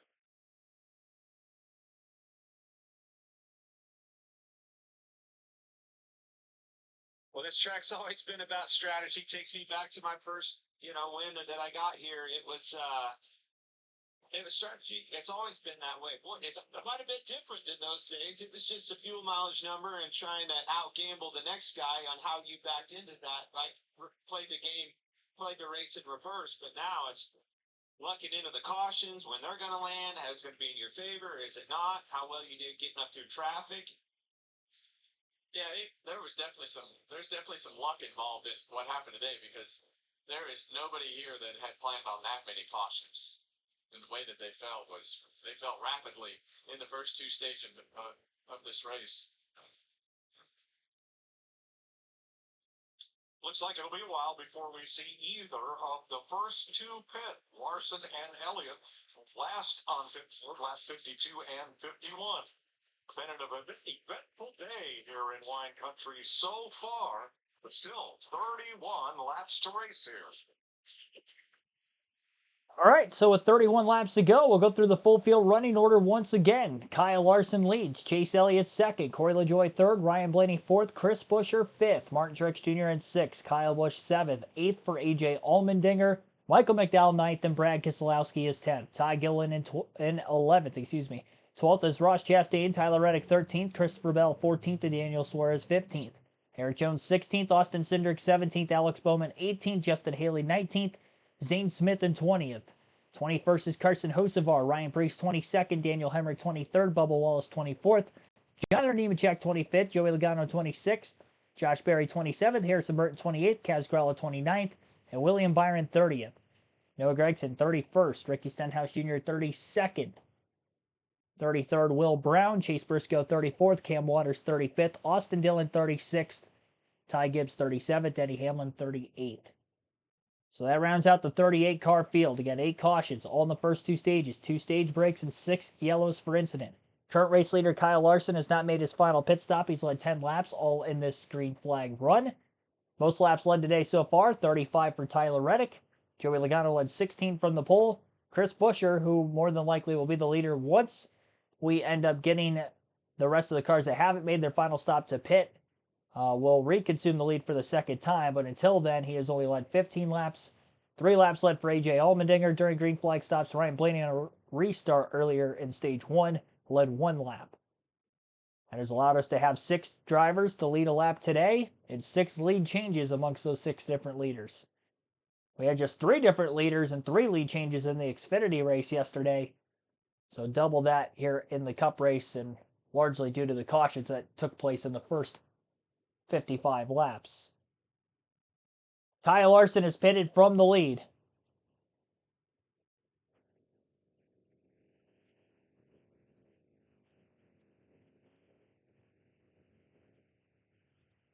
Chase Elliott becomes the new race leader. And Blaney. Those are the three cars that still have to come out. Person was 26 at Chris Buescher when he came to pit road, but he will cycle through to about 8th place. Larson will after exiting the pits. 6 seconds behind Buescher right now. Yeah, and that's actually not as far as I thought he would fall. So I was thinking the same thing. I was when he pulled out of the pits, thinking, man, surely he can catch. These laps are going to wind down. Corey LaJoie in second, needs one more stop. So does Ryan Blaney in third. And that should cycle Buescher back to the lead unless Martin Truex Jr. can catch and overtake him. Jamie? You mentioned Ryan Blaney in the 12 and third right now, last pitted on lap 57. Now they had taken fuel only there, no tire. Jonathan Hassler's crew chief just told him we can make it here to lap 99. We're going to be about 10 laps short. At that point, we'll decide if we want to take 2 or 4 tires. 4 tires would cost them, he said, about 5 laps on 5 positions on track. Blaney on the long run. He is, 7 ahead of Chris Buescher right now. Well, you certainly see Buescher right here, but you don't have to look back there very far and you see Truex. Keep an eye on the delta between these two cars. That is going to be very important in the closing, winding laps, winding this race down. Well, Can he run him down, Kevin? Here comes Blaney. Are pitting, leaving Elliott and LaJoie on the racetrack.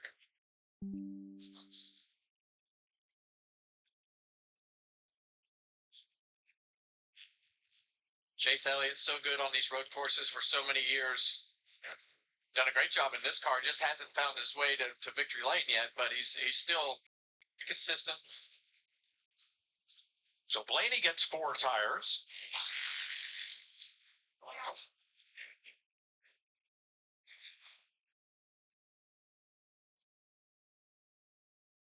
Deficit and lead a lap here today. Elliott's led 3.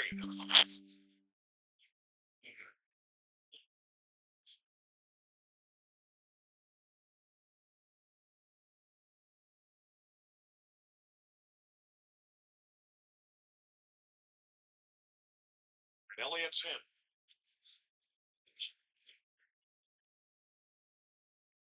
Oh, Going down to that speed Yeah, line, which is the yellow line. Yes. Josh. Well, Chase Elliott hits here from the lead, looking for his first road course win in the next gen car. It'll be 4 tires of fuel for Chase Elliott.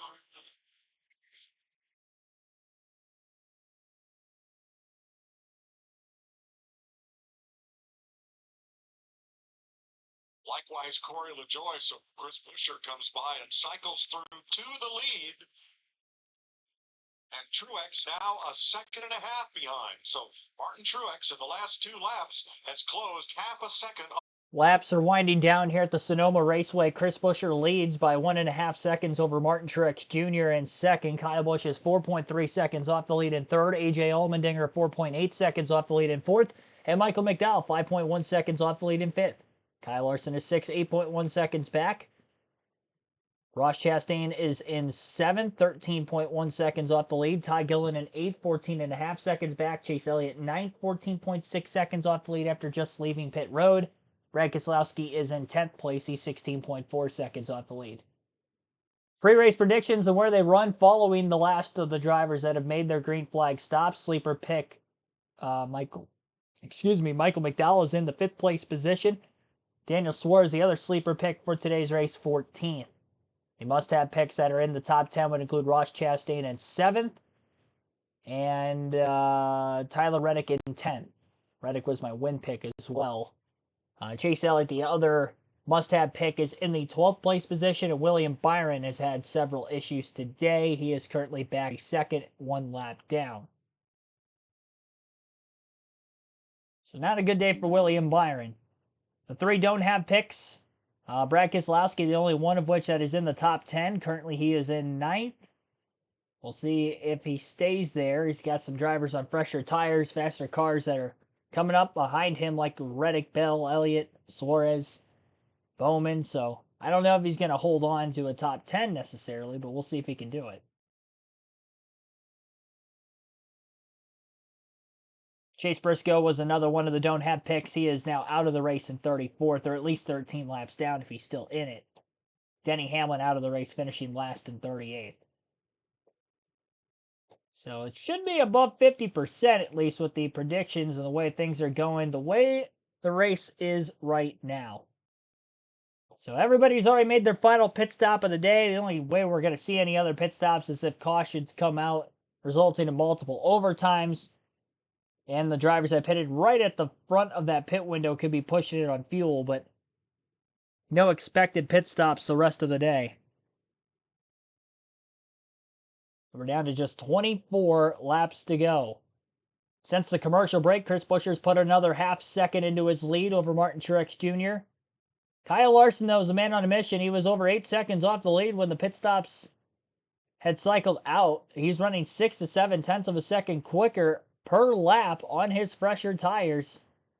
Larson might have a shot to win this thing here before the end. So, although on strategy Chris Buescher has gotten to the front, he's leading laps because of it. Kyle Larson, I think, is going to be the one he's going to be battling for the win with, and not Martin Truex Jr. before the finish. Larson just got by Michael McDowell for 5th place through turn 11 that time by. And he's got AJ Allmendinger and Kyle Busch directly in front of him in 3rd and 4th as well. 23 laps to go. Larson is definitely eating into that lead. He's making these passes relatively quick. A lot more steady than Allmendinger through turn 2. Little bump and run to AJ in turn 3. Gets to his outside, looking to make a pass in 4. McDowell to the bottom, 3 wide. As McDowell tries to get his spot back, Allmendinger lifts the 34, slides the tires. The 5 drifting wide up off the exit of the corner, almost slams back into the 16 as he works his way back onto the racing surface. And AJ into the 5 car of Larson. Both cars get stalled out a bit. AJ gets the worst end of it as he falls from 4th to 6th in a couple sets of corners. That was a heck of a battle there between those 3.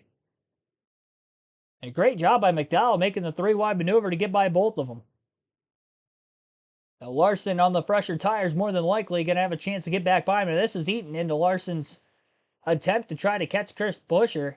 He was 6 seconds off the lead after being over 8 seconds back after the green flag stops. And now, because of that battle and getting back around McDowell a second time, and AJ Allmendinger trying to fight back, Larson is back to 4th, but now he's back to 7.9 seconds off the lead again, about where he was when he first cycled off of pit road. So the 2 seconds he gained was quickly lost after that heated battle between the 3 drivers for 4th.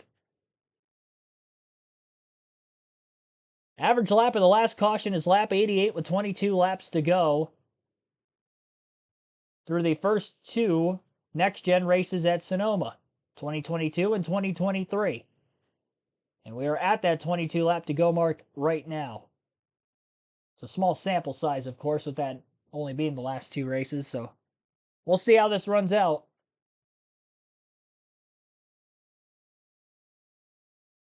Truex still right around 2 seconds off the lead, kind of trading lap times with Chris Buescher.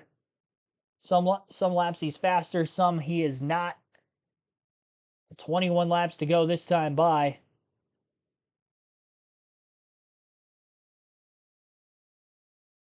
Buescher trying to hold on.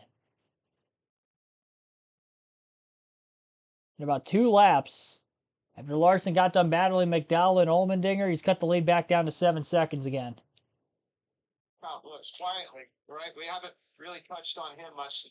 It's much needed good run here so far in Sonoma for him and RCR. And we've talked about Kyle being frustrated, having the bad finishes, and everything that goes along with that. Having days like today will calm that down because Kyle is a competitor that wants to succeed. He wants to win. And when you have all the trouble that they have had, he's just had a short fuse lately. And today will definitely kind of ease that a little bit. He's also a driver. He's got that short fuse, and I hear that, and we've all experienced and seen that. But he's also a guy that'll put it behind him immediately and go right back at it. An attacker behind the wheel of that race car. It doesn't matter what the scenario is. You can count on him to give it all. Martin Truex is back on the charge. He's cut another half second out of that lead. Now now it's a 2.25 seconds from Truex to Chris Buescher. That's a good point. And you look over at Larson, and it took him all this time to get what he gained back and lost with McDowell and Allmendinger.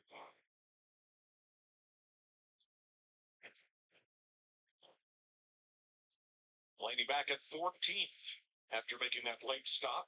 And here, Michael McDowell in the top 5. Regan. Mike, what a rush for Michael McDowell, too. Wasn't too long ago, we saw him in the tire wear. Team did a fantastic job of matching up the car, getting the bear bond on it, the duct tape, everything that they needed to do, make it just right. There was no suspension damage, no issue with the steering wheel. And crew chief Travis Peterson has been doing a really nice job on the box. Mike, telling him exactly where the other cars are, exactly when he needs to push, what he needs to be doing, in which scenarios if the cars catch him, such as Kyle Larson when he just got by him. It's so good on the radio right now. He's got me wanting to run up and down pit road. Listen to him. Thanks for good. The second is heating up. Martin Truex has the lead down to 1 second from Chris Buescher.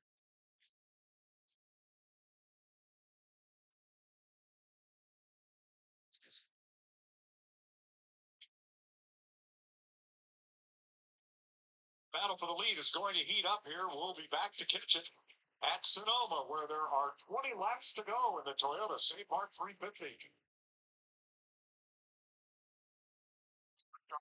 Chris Tree from my COPD. Working their way down to 19 laps to go during the commercial break. Chris Buescher's lead's only 0.7 of a second ahead of Martin Truex Jr. Kyle Busch is 4.7 seconds off the lead in third. Kyle Larson 5.3 seconds back in fourth, and Michael McDowell in fifth, 7.1 seconds back of the race leader. AJ Allmendinger 8.7 seconds off the lead in sixth. Ross Chastain is 11.6 seconds back of the leader in seventh. Chase Elliott is 15.4 seconds off the lead in eighth. Todd Gilliland quietly in the top 10, currently ninth.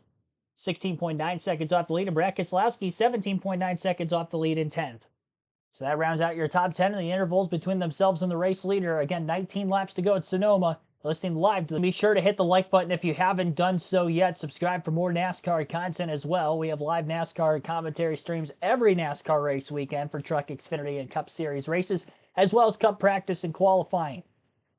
Next week, the NASCAR Cup and Xfinity Series head to Iowa. First time the NASCAR Cup Series will be at the Iowa Speedway in history. So we'll go short track racing next Sunday afternoon. Very low grip racetrack, very similar to Richmond by way of tire wear, and I'm sure the strategy play will be very similar as well compared to what we'd usually see in a Richmond race. Full 50-minute practice session for the Xfinity and Cup Series again next weekend as well.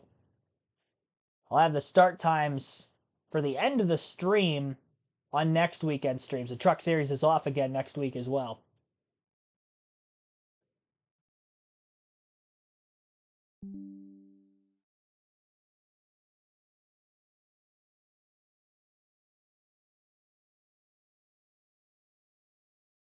It's definitely going to be an interesting one. Race pace quickened quite a bit, I will say. It was looking like it was going to be more than a 3.5-hour race. The way things started with the 8 cautions in the first 55 laps, we haven't had a caution since. Battle for the lead continues to heat up. Post-commercial break between Chris Buescher and Martin Truex Jr. Down to 17 laps to go. For his tires. His tires are 13 laps fresher. Can he catch? If Truex is going to win this race, he's got to get by Chris Buescher immediately because he is slowing his lap time down as well now. He's definitely better than Buescher, but he needs to get by him immediately because Kyle Larson is coming.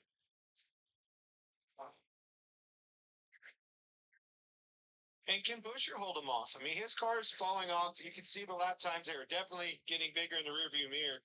But it's catching them one thing, passing them another. Jamie? Martin Truex Jr. is right where we all expect him to be, up at the front here at Sonoma. But yesterday after qualifying, he said, qualifying is not hard to fast lap. But we get a long run, that's where this car is going to be best. And that's exactly what we're seeing. Now, as far as the strategy, he last pitted on 68, and they just told him on the radio, Larson is behind us on newer tires, but your pace is good. Just focus forward. Chris Buescher, the leader, the only driver that we showed you on NASCAR Race Hub. A friend collected All of his old race cars, race trucks from his early career, had them all restored, presented them to him in a great ceremony at our Fox studios. And Busher, who's had some unpleasant surprises the last few weeks, was just blown over. Couldn't believe it. Pretty cool story. Right now, his last lap was a 15:30. Truex was 43 to a 14.84 behind them. close enough to Chris Buescher. Now he's going to have to be substantially faster in order to get close enough to make this pass. He's on quite a bit better, fresher tires as well. So Larson was 5 seconds back when he took third place from Kyle Busch with 17 to go. He's made up about a second and a half of that. And if he continues at that pace, there he is, top of your screen. He should catch the two leaders with about 8 to go. Well, that's going to be exactly what he wants. Truex is going to catch Buescher, and they're going to start racing, and those together will slow their lap times down. Yeah, and his best case scenario right now is that it stays like this, right? Like it's just the 19 car of Truex being able to drive in there, get close, and then fade back. He does not need Martin to go by because that's going to make it a lot harder because Martin is faster than Chris Buescher. And every passing zone that he goes by, into turn 7 right here, that was an opportunity to go by. Next opportunity is going to be going into turn 11. So you got to stay close through this section and into turn 10 to set up that pass into 11. And it's not looking like it's going to happen right here. So Kyle Busch, Michael McDowell, and Ross Chastain and Chase Elliott, their last lap was also faster than race leader Chris Buescher, but not sure if they'll have enough time to get up there and be part of this battle. You see him looking. See Buescher slip up, slid the right front wheel getting into 11 a little bit. And that's what Martin was hoping for when he ducked out of his mirror like that. He just making him think about what he's doing. And Buescher missed the center of the corner a little bit, but was able to get a good launch off the exit. That's exactly right. Got to get in position here. Where is that at? Top of the hill. Get close to him. Try to pounce on him in turn 7. And I agree with you, Kevin. You have to hurry. Fastest car on track is Chase Elliott right now. Yeah, now they're giving up big chunks. That one don't matter. This one right here, that's the lap time you're looking at. You can see him in that rearview mirror, Truex. He knows the pressure's on, and he's trying to get around this leader, 17, Chris Buescher. 13 lap pressure tires. That means something. McDowell going for 4th on the inside at 7 as they close. They exit side by side, he and Kyle Busch, and Busch holds him off for now.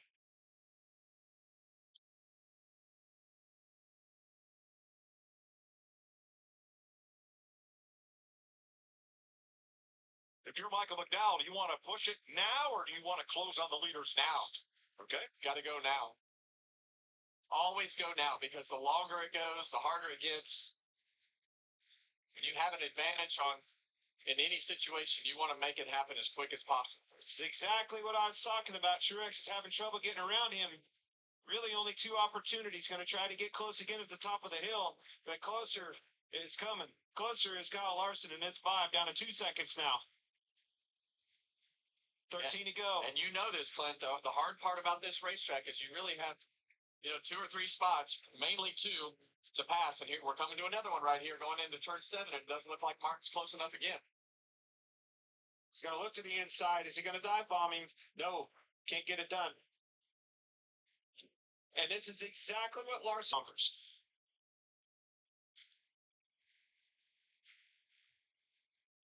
Larson inside of 2 seconds to the lead now. All right, Truex is close enough to him now. Can he make his move? He's got to. He's looking, but he's not there. Now Another lap. And now what happens, when they're that close, Buescher went to the middle of the racetrack, blocked, and Martin didn't make the pass. Now they're hurting their lap 50 to 14.9. They gave up 0.6 of a second to the lead. Buescher still has pretty good drive off the corner. And he's able to hold that lead. No, that was a good move there. I've done that a few times, and I've had it done to me. Running that dirt. Now Truex missed into 3. He got in that dirt, got his tires dirty.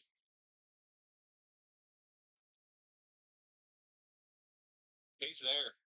Larson's there, and he has a significant amount of laps, better tires, which should give him more options. And now Truex is having to look in the mirror. And now, as soon as he looked in the mirror, look what happened. Buscher's getting away from him. And on the flip side of that, we talk about that wake. Now Larson is in Truex's wake. So how is he going to navigate that? How much time is he going to lose? But I just think that his tires are so much better, and his car was better. Anyway, before we got into all the strategy, Larson look at that. drops it down to less than a car length. That's those 13-lap fresher tires, and I put that on Cliff Daniels. He set his driver up to be in the. But at what point are those tires going to potentially even out, as it is only 13 laps, so we're running well more than that from the last time Larson pitted to the end of the race. 11 laps to go at Sonoma. Your top 10 has Chris Buescher in the lead by 0.4 of a second over Martin Truex Jr. Kyle Larson's 0.9 of a second back in third. Fourth place is Michael McDowell, 5 seconds off the lead. And Kyle Busch rounds out the top 5 in fifth at 6.1 seconds off the lead. 8.6 seconds back is A.J. Allmendinger in 6th. Ross Chastain 9.3 seconds back in 7th. Chase Elliott in 8th, 11 seconds off the lead. Ty Gilliland is 9th, 17.4 seconds back. And Tyler Reddick rounds out the top 10. He's 18.4 seconds off the leaders.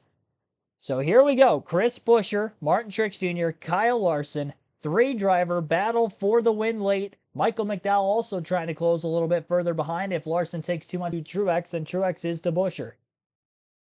Defensive line by the 19 gets a shot from behind by the 5, launches him forward. The 5 goes a bit backwards. 10 laps to go at Sonoma Raceway. Playoff spot on the line here for both Buescher and Truex as they're still winless this season.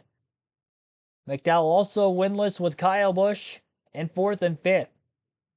In fact, Kyle Larson is the only driver in the top 7 without a win this season. Should say he's the only driver with a win this season in the top 7.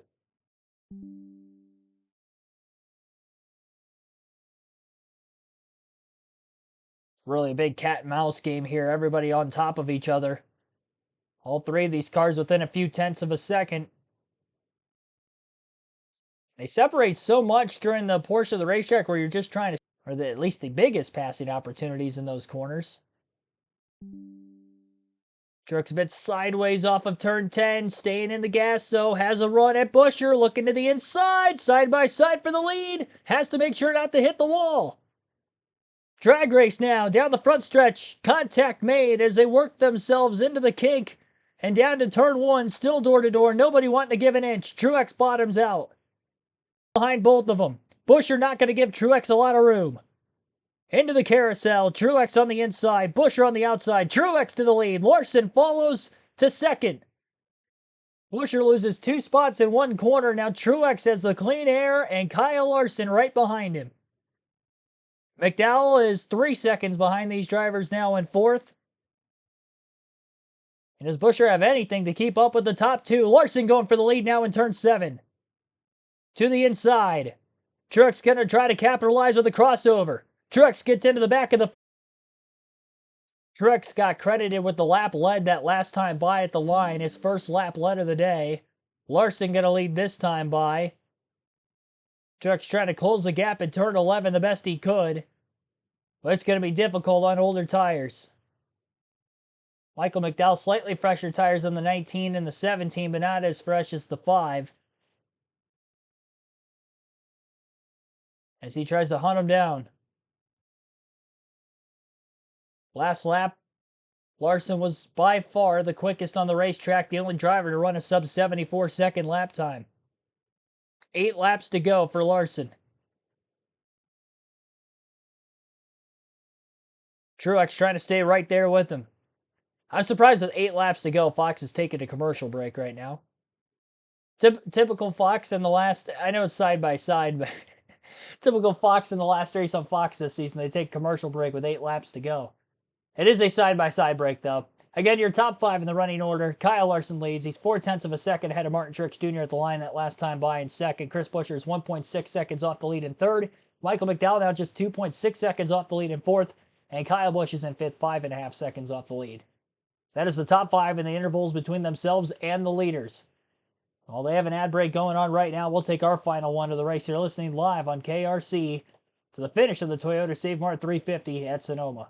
Be sure to hit the like button if you haven't done so yet. We're at 83 likes. Let's try to get that to 100 here before the stream closes out over the next 10 to 15 minutes or so.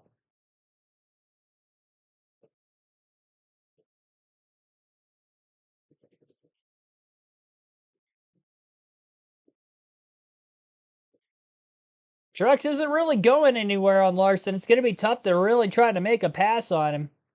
Remember, Truex, again, has not won yet this season, trying to look for back-to-back wins at Sonoma Raceway. I think Michael McDowell's going to have a shot to get to Chris Buescher for third, but I don't think he's going to have anything for the top two. But you never know. If Truex is able to get to the bumper of the 5, they tangle. The race for third could be the race for the win. You just got to get yourself in position. You don't know if a late caution's going to come out. Restart in row 2 and be right there as well. So every spot matters here, especially the later and later you get in the race, as we are right now. Larson into turn 10. And now headed for 11. 6 laps to go this time by. Continues to lead.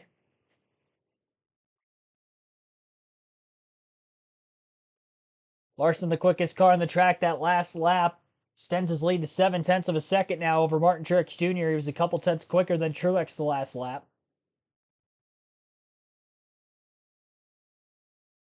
Larson still running 73 sixes.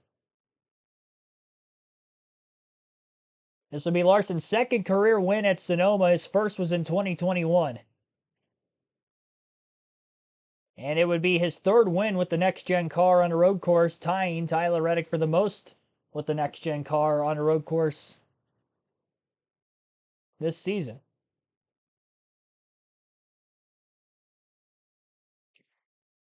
Now they're plugging the Happy Hour podcast visually, by the way, over the actual race with 6 laps to go. It's an interesting time to choose to do that. 5 to go now. We have 5 laps to go. What are we doing here? This is something you were supposed to advertise like middle of the race. You know, during the stretch where we had like 8 cautions. That would have been a perfect time to do it. Half a second apart with 5 to go. Kyle Larson in front of Martin Truex, 9/10 of a second. Here's some Michael McDowell radio. I think I got it.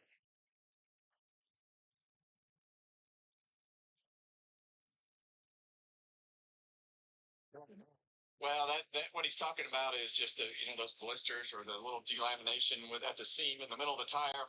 A lot of the teams have seen that. Doesn't seem like they come apart. Or it could be from a flat spot, right? If it's a front tire, I hear a driver say the thing about their front tires, and I think flat spots. You see how high he plumbed it down? Yeah. It's like the right front tire on the top of that lip to pull you around that corner, and that seems to be the way that this racetrack has progressed back to old Sonoma. You know what I call that? What? The pay window is open. Go get paid. Every position pays. You gotta look at the inside. They're almost all over the place. Yep. Same exact scenario as the rest of them. And that's just a tire difference there. McDowell was on the benefit of that. Yeah, those guys are on the same tires. I just think Buescher's car has just fallen off so bad. So that is Ryan Blaney trying to take advantage of Tyler Reddick here as they try to get their way back up through the field. They are 9th and 10th. Critic's going to let him have that position. Not fighting for it. Probably smart. Yeah, and going back to Reddick, we talked about it during the break.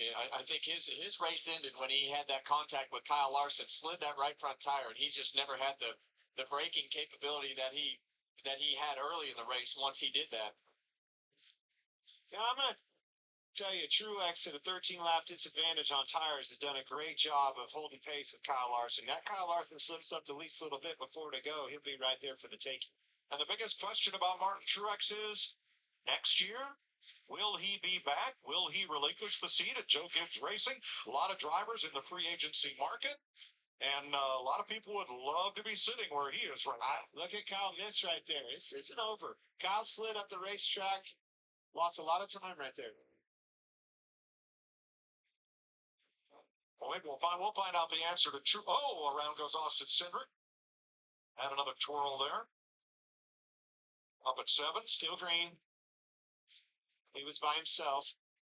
Grabs the gear, gets going, and we stay green. So the NASCAR Cup Series continues at Iowa Speedway. Our friends from NBC will have the live coverage next Sunday and carry it all through the playoffs. Don't forget the Truck Series continues all year on the Fox family of networks. That's a big race right there. Next truck race, Friday, June 28th in Nashville. I'm sure hoping this anyway. Oh, I can't wait. Tell you what, to see Clint race. Kevin, you buy the tickets, I'll buy the popcorn. Let's go.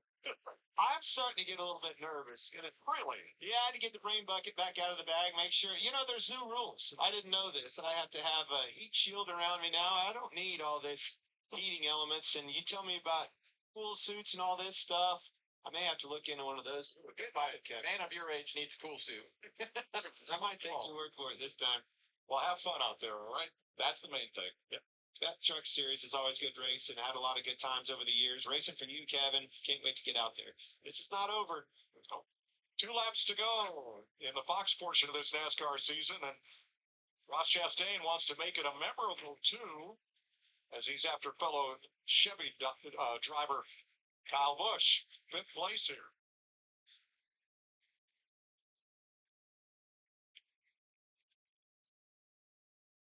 Shot of the essence from Nelson Hastings' camera. He was awarded the Bernsey earlier today.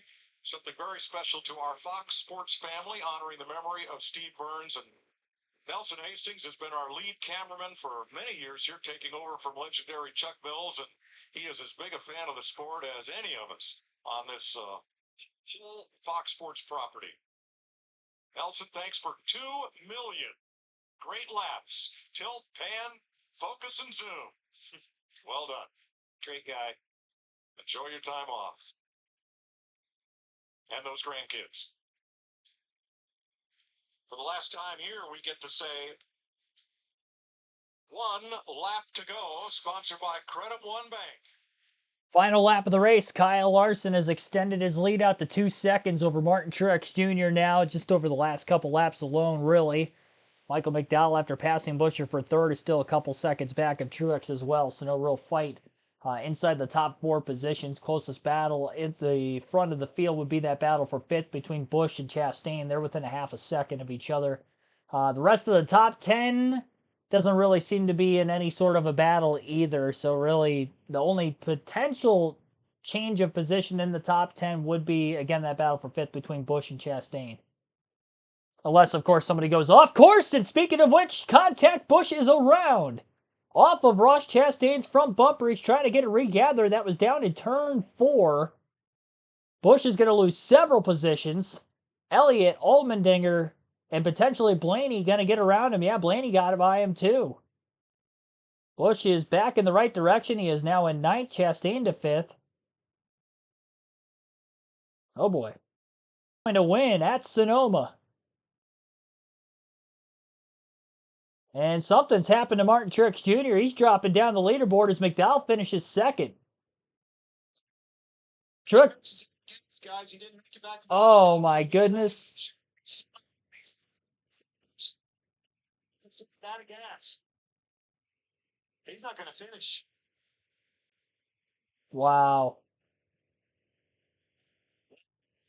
Hey, Jamie said that with the new rules, and that's the switch. That doesn't get you a lap like it used to. Electric flag now waves.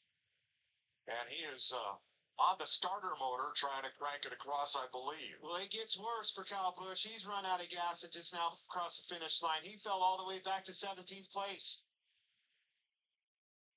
Heartbreak for Martin Truex Jr. Did such a great job. He's going to finish 2nd. Didn't make it around. Kyle Busch is. Busch gets spun and then runs out of gas. Buescher, another good run. You're not allowed to have another driver push you or aid you on the final lap of the race. He's running the starter to get it across the finish line. He's got it in gear and running the starter. As long as that battery lasts, he might make it. And if he does, he'll be credited with the lead lap finish. Safety trucks hanging back behind Martin Truex. who could walk across the line faster than that car is rolling right now. Hey, fastest car that I saw this weekend just won the race, Kevin. After all the stuff that happened, they played their cards right. They had the fastest car in race trim that made it happen today. Cheer from the crowd at start finish. Yeah. Truex wills that car to the start finish. I was wondering why they were all cheering. Well, Kyle Larson's done a great job all season. We saw everything that happened at Indy, got his waiver, back in victory lane. Everything is right with Kyle Larson. We saw him beat himself up after Indy for some of the things that happened, but Eighth Sonoma win for Hendrick Motorsports. Most of all teams, 3 different drivers account for those 8 wins. And it's Larson's 20th victory since joining Hendrick Motorsports in 2021. Third among all drivers to win for that team, behind Jeff Gordon and Jimmy Johnson.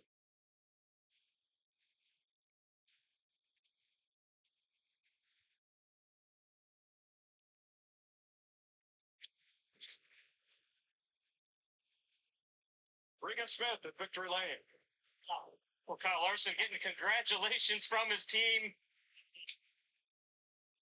down here on the front stretch.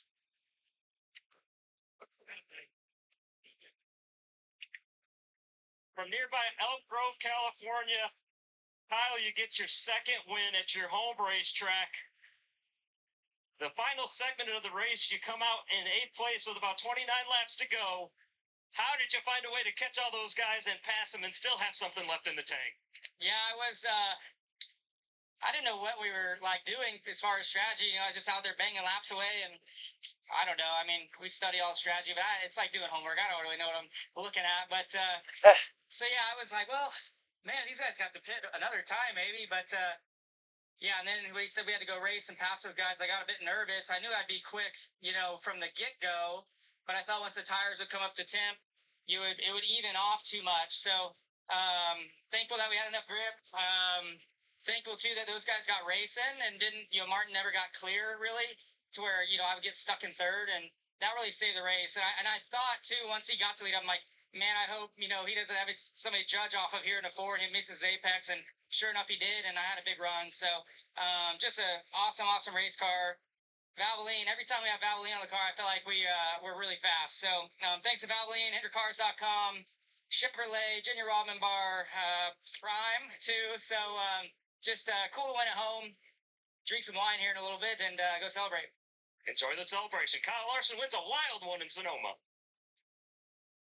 Larson, McDowell, Buscher, Elliott, Chastain, the top 5 after his spin. Kyle Busch ended up 17th.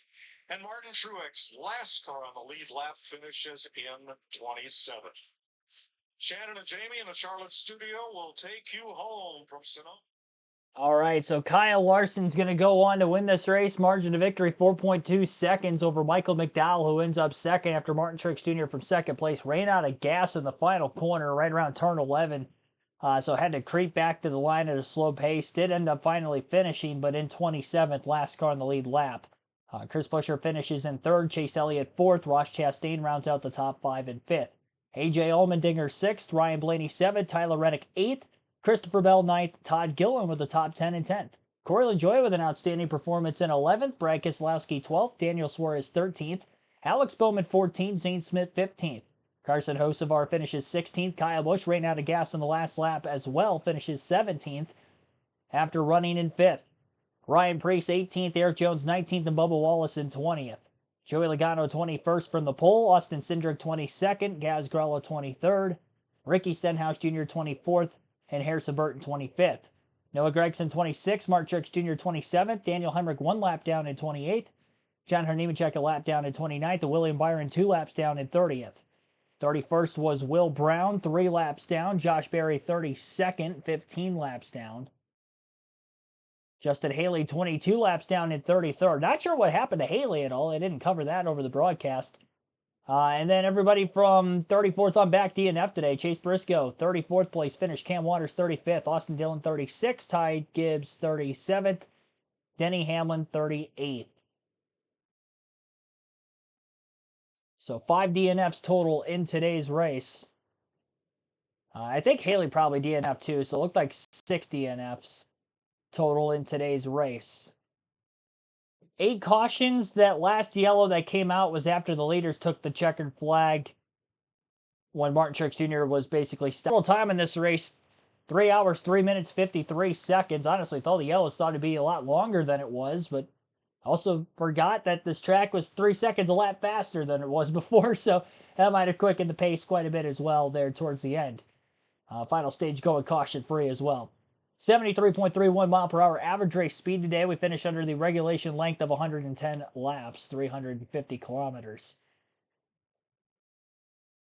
Total amount of drivers who led a lap today would be 8.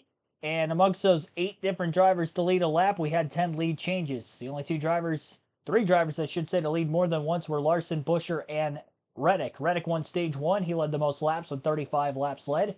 Chris Buescher led 32 laps after winning stage 2. And Kyle Larson, who won the race, finishes with 19 laps led. 16 laps led for Joey Logano from the pole. A lap led for Martin Truex Jr. there late. Ryan Blaney led 1 lap on a restart. AJ Allmendinger during green flag pit stops led 3 laps, and same for Chase Elliott, who also led 3 during green flag stops in the final stage. So those are the different drivers to lead a lap here today.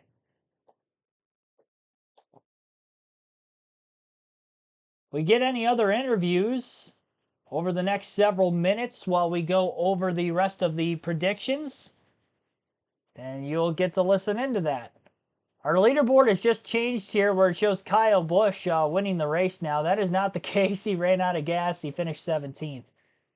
So the leaderboards have, and sometimes all the don't haves finished outside the top 10. There we go. I mean, what, 27-4 is my record. I'm predicting the driver to not finish in the top 10. Denny Hamlin blew an engine on lap 3, finishes last in 38th. Chase Briscoe got in a wreck shortly thereafter. DNFs, finishes 34th. And Brad Keselowski finishes 13th. Better day than I thought he was going to have, but still didn't get a top 10. So 3 for 3 in the don't have picks. And the must have picks this weekend. Chase Elliott finishes in 4th. Ross Chastain finishes 5th. Tyler Reddick finished 8th. And the only must have that didn't get a top 10 was William Byron, 2 laps down, finishing 30th. Reddick was my pick to win as well. So that's how the predictions went. And now it's time to review the Fantasy League. You can join the Fantasy League on the NASCAR.com website or NASCAR mobile app. Chance to win 2 tickets to any NASCAR race if you're choosing the following season if you win a regular season and or playoff championship. We'll have 2 different champions there. It's free to sign up. All you need is your email, and you'll want to join the KRC League to have a chance at that grand prize. So KRC League, KRC in all caps, space capital L on League. I just put the name of it in the chat. Yeah, leaderboard keeps glitching there a little bit, so sorry for that. I did pause the race broadcast. Jamie Little standing with Chris Buescher, who had a top 5 today, finishing 3rd. Third, heck of a battle. I thought maybe today was the day, but what did you need more to get that done and get the W today? Yeah, that was a heck of a day, and really proud of everybody on this BuildSubmarines.com for my sake. Man, this paint scheme just keeps doing us good. We keep getting so close, but you know, it's a really good day. We knew it was going to be a tough one where we started, and you know, just didn't get where we needed to yesterday, and you know, ultimately, our team did a great job on strategy, and I got the car a lot better. We were in a good place, just needed a little bit more long run pace, maybe a little bit more skill together, but you know, feel like a lot of things I would love to change now, knowing where we're at and then the laps we got on track, and so we didn't get to that point in practice. So that's a good thing, you know, to sit here and not be stunned and confused on where the speed's at. I think we have a lot of good ideas. So proud of the day. If you told us at the beginning we could run 3rd and won a stage, we'd have taken that. So we should be happy, and we are. It's strong. Just wanted a little bit more still. That's Chris Buescher. He's been so close so many times. All right, so the fantasy league this season, or today specifically, I should say, I had Tyler Reddick on my team. Again, top 10, finished 8th. Also had Chase Elliott, who finished 4th. Ross Chastain, who finished 5th. Joey Logano was on the team. He ended up finishing in 21st. Daniel Suarez, who I wanted to put in to my starting 5, and I forgot to do so when Byron got in that spin in stage 2, had the toe link break, had to replace that on pit road. That's why he finished a couple laps down. Byron ended up 30th rather, and he was in my starting lineup where Daniel Suarez ended up finishing in 14th. So definitely lost out on some potential points there. This week's winner in the fantasy league was Dark Crypto with 233 points. Sauce Mafia and Austin Dillon fan finishes in second with 223 points. 211 points was Troy the Great and Zachary Ryan, 9 points. By the way, my head-to-head picks, I ended up going 2 for 4. I had Gibbs over Kyle Busch. That didn't work. Had Chastain over Cindric. That one did work. Reddick over Elliott, with Reddick being my win pick today. Elliott beat him, so that failed. Then I had Michael McDowell beating Daniel Suarez. So even though he won this week, he left points on the board with Truex running out of gas on the final lap, going from 2nd to 27th in the finishing position. Tyler Reddick finished in 8th place, who was also on his starting roster. As far as the bonus points go, looks like he went 3 for 4. He had Busch over Gibbs. The only one he missed was he had Cindric over Chastain, got that wrong, but he did have Chase Elliott over Tyler Reddick and Michael McDowell over Daniel Suarez. Let you listen into the sound out here for the Fox broadcast as it is their final race, and then we'll have the start times for next week and then go off the air. Chris Buescher and Martin Truex Jr., and that's pretty much it. We had a repaved racetrack, and we knew the speeds were Slightly delayed, by the way. And they were. You didn't have to pause it. The restarts came, and then it just started stacking up. Everybody that pitted got mired back in traffic. They got wrecked, put it in somebody else's hands. Race for a little while, but then, just like you said, the 5-car, he was fast in practice when we started this weekend. Got the job done. Well, glad a great season. Glad we could let you be you. And Kevin, they have been having the most promising newcomer in television sports, and we're going to put you up for it. I think we're shooting it. Of course, there is this fellow named Brady coming along in the NFL season. Yeah, good luck with that one. Yeah. Thanks for all the help. I appreciate it. And so have we. All right. On to next year. NBC, good luck with the second half. That's right. The man right here in the middle, 24 seasons on Fox Sports covering NASCAR. And as we put another season to bed, what are your final thoughts? Yeah, again, just the racing that we have had this year. We talked about it on the pre-race show and the finishes we've had, and there's still 7 seats sitting at the playoff table. Yeah, it's been a lot of fun to cover the Cup season again for Fox and Shannon. I would say that, like we talked about in the pre-race, just we haven't had that dominant team yet. I've seen a few guys win 3 races, but not just one dominant driver. Well, thank you all for being my family every single Sunday. You don't want to miss Race Hub on Tuesday for the Victory Lap. UFL coming up next. As we sign off, let's take a look at the 2024 season on Fox. Good night, everyone. We are back and we're ready for a full season. Huge wreck here, guys. Here they come to the flag. Really close. Oh, they're banging. And Reddick steals one. It's dicier and dicier. Closest in NASCAR history.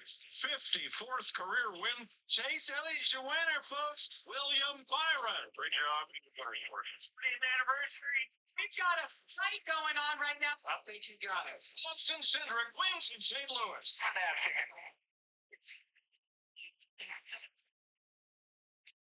And Kyle Larson scores his 26th career win.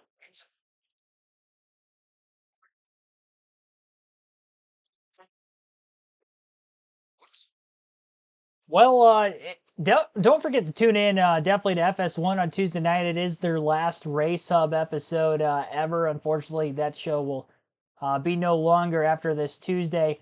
As far as this stream goes, before we go to an end ourselves, we do have to go over next weekend's schedule. So I'll get those times listed here. Got to go back onto the NASCAR app and check that out. Truck Series will be off next weekend, and it will be a Cup Series Xfinity Series race weekend exclusive. And we will start things off with a 50-minute practice session for the NASCAR Cup Series next Friday afternoon.